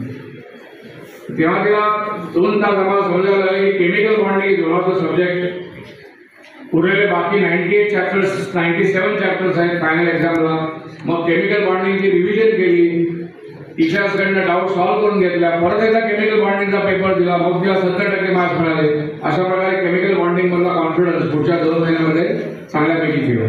त्यामुळे मध्ये मध्ये होतं ना एखाद्या एक्झामला चांगलं मार्क्स मिळणं कमी मिळणं, याच्यासाठी एक्झाम टाळायचं नाही किंवा क्लासेसला न जाणं, या गोष्टी करायच्या. क्लासला जायचं, वर्गात यायचं, अभ्यास करायचा, मार्क्स कमी जास्त होत राहणार शेवटपर्यंत. आपला गोल जो आहे तो फायनल एक्झाम. आणि सर्वात महत्वाचा प्रॉब्लेम म्हणजे आपण garbage in and garbage out. आपल्या आजूबाजूला झालेले प्रॉब्लेम जे आहेत ते आपण ऍड करतो, त्याला म्हणतात गार्बेज इन. काहीतरी बदलापूरला प्रॉब्लेम चालू आहे, राजकोटला शिवाजी महाराजांचा पुतळा पडला, हे जे प्रॉब्लेम्स आहेत हे प्रॉब्लेम्स आपण व्हॉट्सअपवर वाचून आपण आणखीन आपले स्वतःचे नवीन प्रॉब्लेम वाढवतो. त्याला म्हणतात garbage in and garbage out. तर त्यामुळे या पुढच्या 115 दिवसामध्ये आपले बाकीचे काही प्रॉब्लेम ऍड करायचे नाही. पाऊस भरपूर पडून दे, काही इतर घटना होऊन दे, पहिलं तर पेपर वाचणं नाही, पेपर वाचायचं नाही, फेसबुक नाही, इन्स्टा नाही, लाईक करण्याची गरज नाही, डिसलाईक करण्याची गरज नाही, काही करण्याची गरज नाही. 115 दिवस. आणि त्याच्यानंतर 115 दिवसाचं सगळं इन्स्टावर क्लिक मारत राहा, फेसबुकवर क्लिक मारा. You have got ample time after the final exam is over. त्यामुळे प्रत्येकाने आपला एक स्ट्रेस बस्टर वापरतो. कारण काय जेव्हा जेव्हा टेन्शन येतं ते 15 मिनिटामध्ये टेन्शन कमी करतं. That is called emotional stress buster. प्रत्येकाला वेगवेगळं असतं. तर माझ्या बाबतीमध्ये माझा जो होता तो म्हणजे क्रिकेट. तर मला क्रिकेट कॉमेंट्रीची आवड होती. तर टेन्शन वगैरे आलं की मी क्रिकेट कॉमेंट्री बोलायचो. Kapil Dev coming over the wicket, now it's a beautiful ball, exciting, असं करून एक 10-15 मिनिटं कॉमेंट्री बोलायचो. माझं टेन्शन कमी व्हायचं.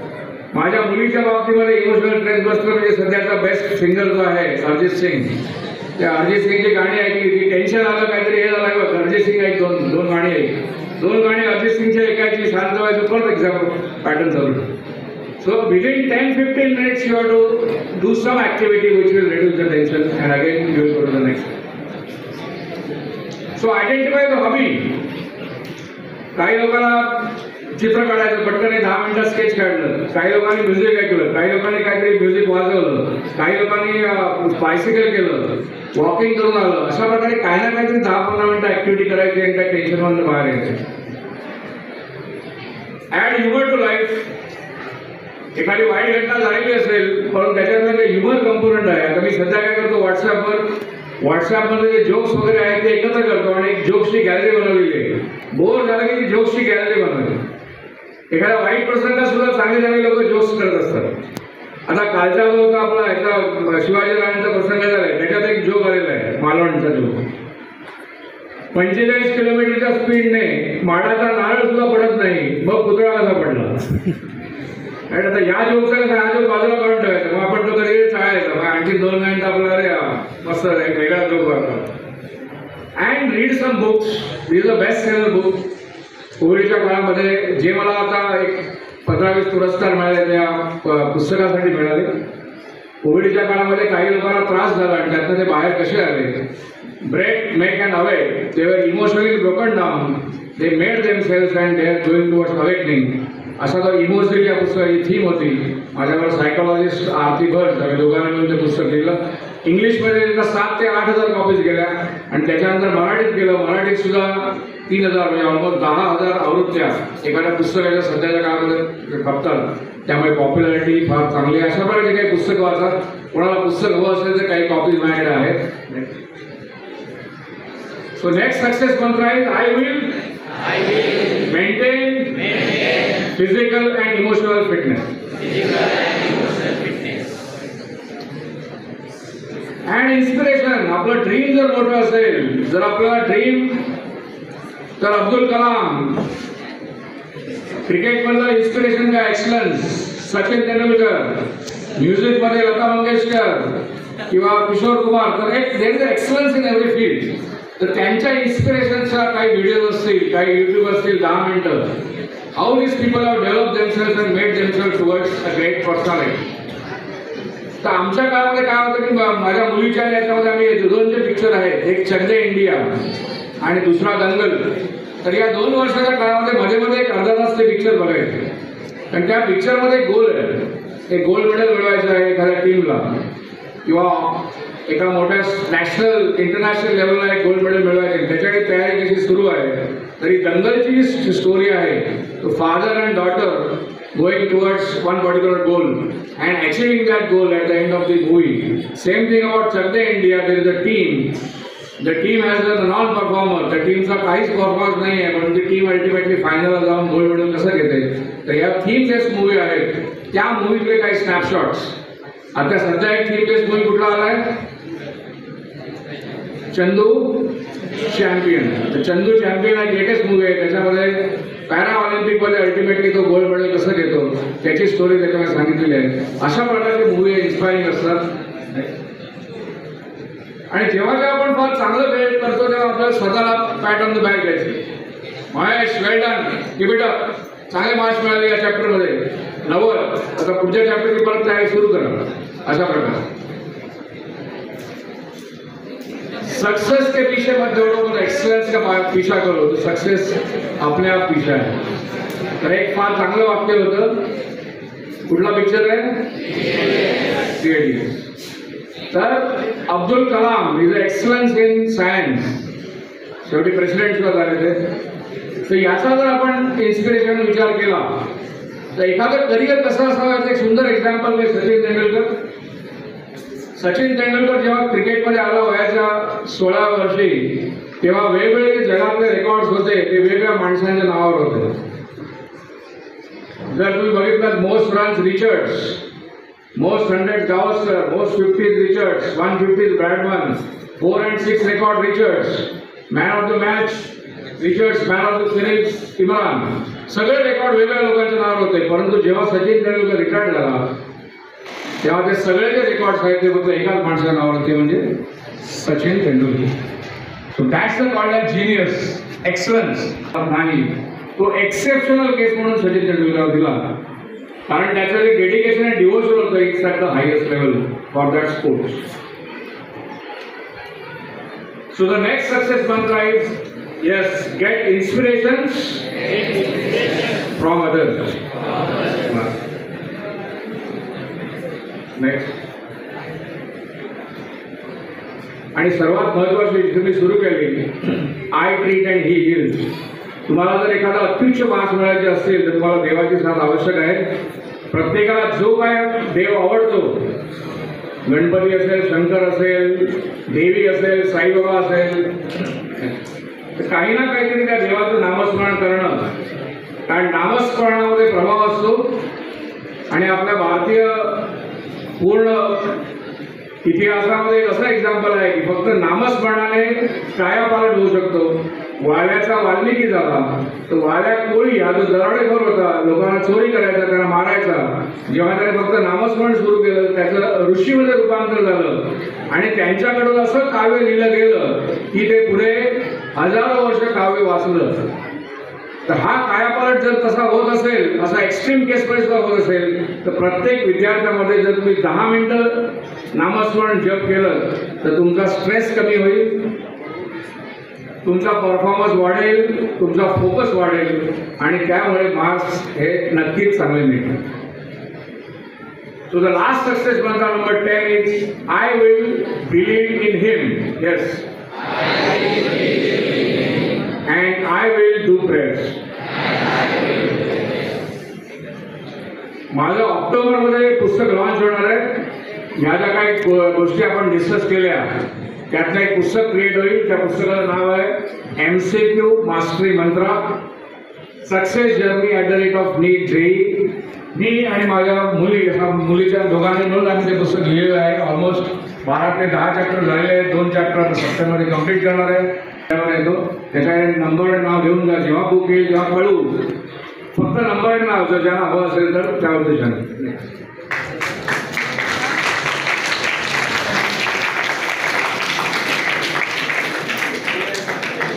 The last and serious point in life is success is not an accident. जेव्हा एखादा माणूस सक्सेसफुल दिसतो, it is not an accident. And JEE and NEET exam are not a joke. Because 20 lakh students are going to appear and you have to compete with 20 lakh students to get the seat. आणि up to the 10th standard 7वी मध्ये तुम्हाला 70% marks मिळाले, तुम्ही 8वीत यायचा.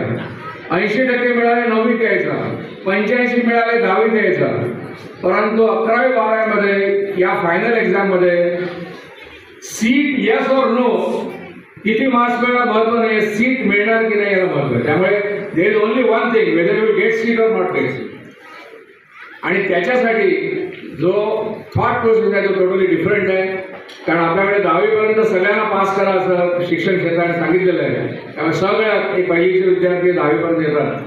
परंतु 12वीच्या exam नंतर जी नीट JEE CET या एक्झाम्स आहेत आणि याच्या आयुष्यामध्ये MBA ला गेला तर एंट्रन्स एक्झाम आहे, फार्माला गेला एंट्रन्स एक्झाम आहे, प्रत्येक ठिकाणी कॉम्पिटेटिव्ह एंट्रन्स एक्झाम आहे आणि त्याच्यामध्ये सीट येस और नो या दोनच गोष्टी असतात. त्यामुळे success is not an accident. Swami विवेकानंदांचं वाक्य आहे की no power can withhold anything one really deserves. याचा अर्थ दुनिया की कोई भी ताकद आपको रोक नहीं सकती इफ यू आर डिझर्विंग. पण त्या वाक्यातलं गमक असं आहे की if you are not deserving you will not get it. If you are not deserving, you will not get it, right? So what is important is that this whole 1 year is to make yourself deserving for the seat which will help you for the next 50 years of the career.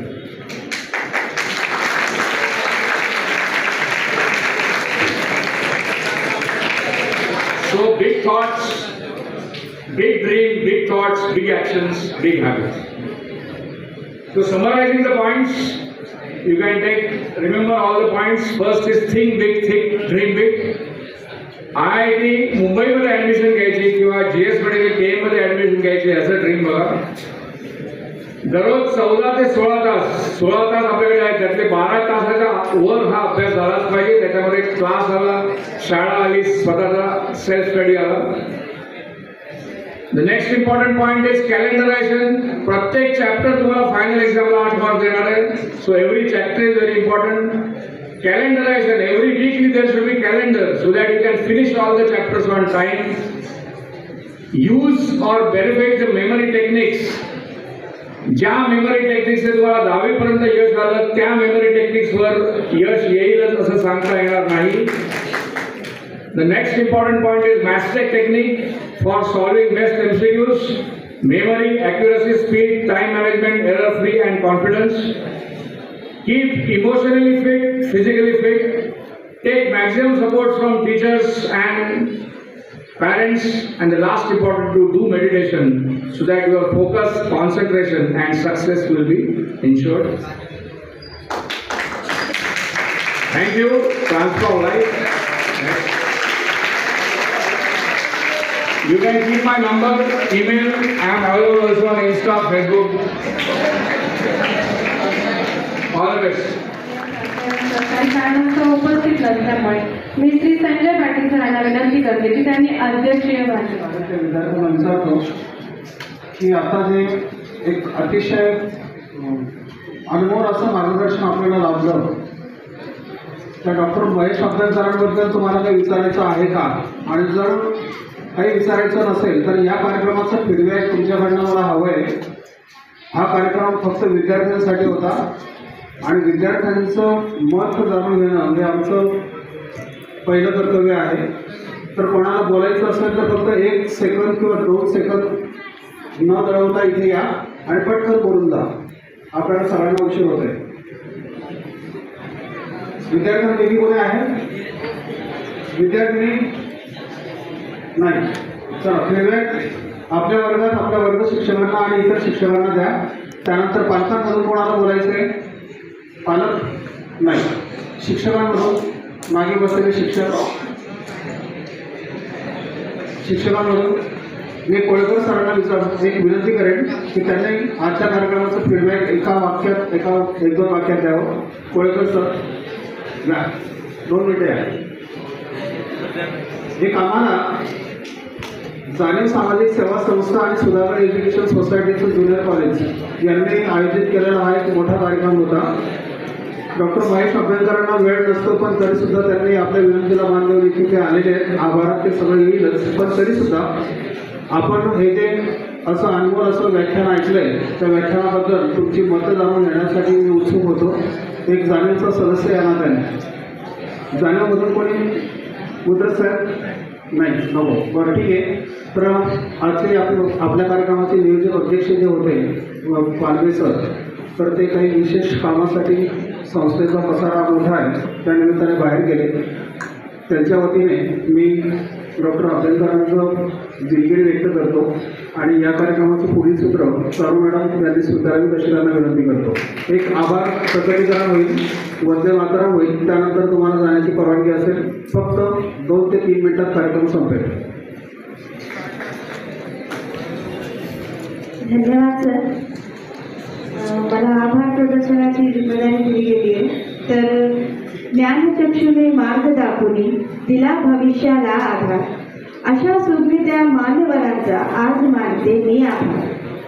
आपल्या व्यस्त कार्यक्रमातून वेळ काढून आमच्या विद्यालयाच्या विद्यार्थ्यांना स्पर्धा परीक्षेचे मार्गदर्शन करायला आलेले माननीय डॉक्टर महेश अभ्यंकर यांचा मी आमच्या माननीय प्राचार्य आणि विद्यालयाच्या वतीने खूप खूप आभार मानते. आमच्या विद्यालयात असा सुंदर उपक्रम राबवण्यासाठी जाणीव सामाजिक संस्था पनवेल यांचे पण खूप खूप आभार. आमच्या विद्यालयाचे माननीय प्राचार्य श्री पालवे सर यांनी विद्यालयाच्या मुलांना उपयोगी पडेल असा सुंदर उपक्रम राबवण्याची कल्पना दिली आणि ती कल्पना अस्तित्वात आणून दिल्याबद्दल माननीय प्राचार्य आणि विद्यालयाच्या सर्व शिक्षकांचा खूप खूप आभार मानते. पूर्णविराम म्हणजे शेवट नसते, तर त्यानंतर आपण एक नवीन वाक्य सुरू करतो. तसंच आभार प्रदर्शन शेवट नाही, तर ती नव्या यशाची सुरुवात असते.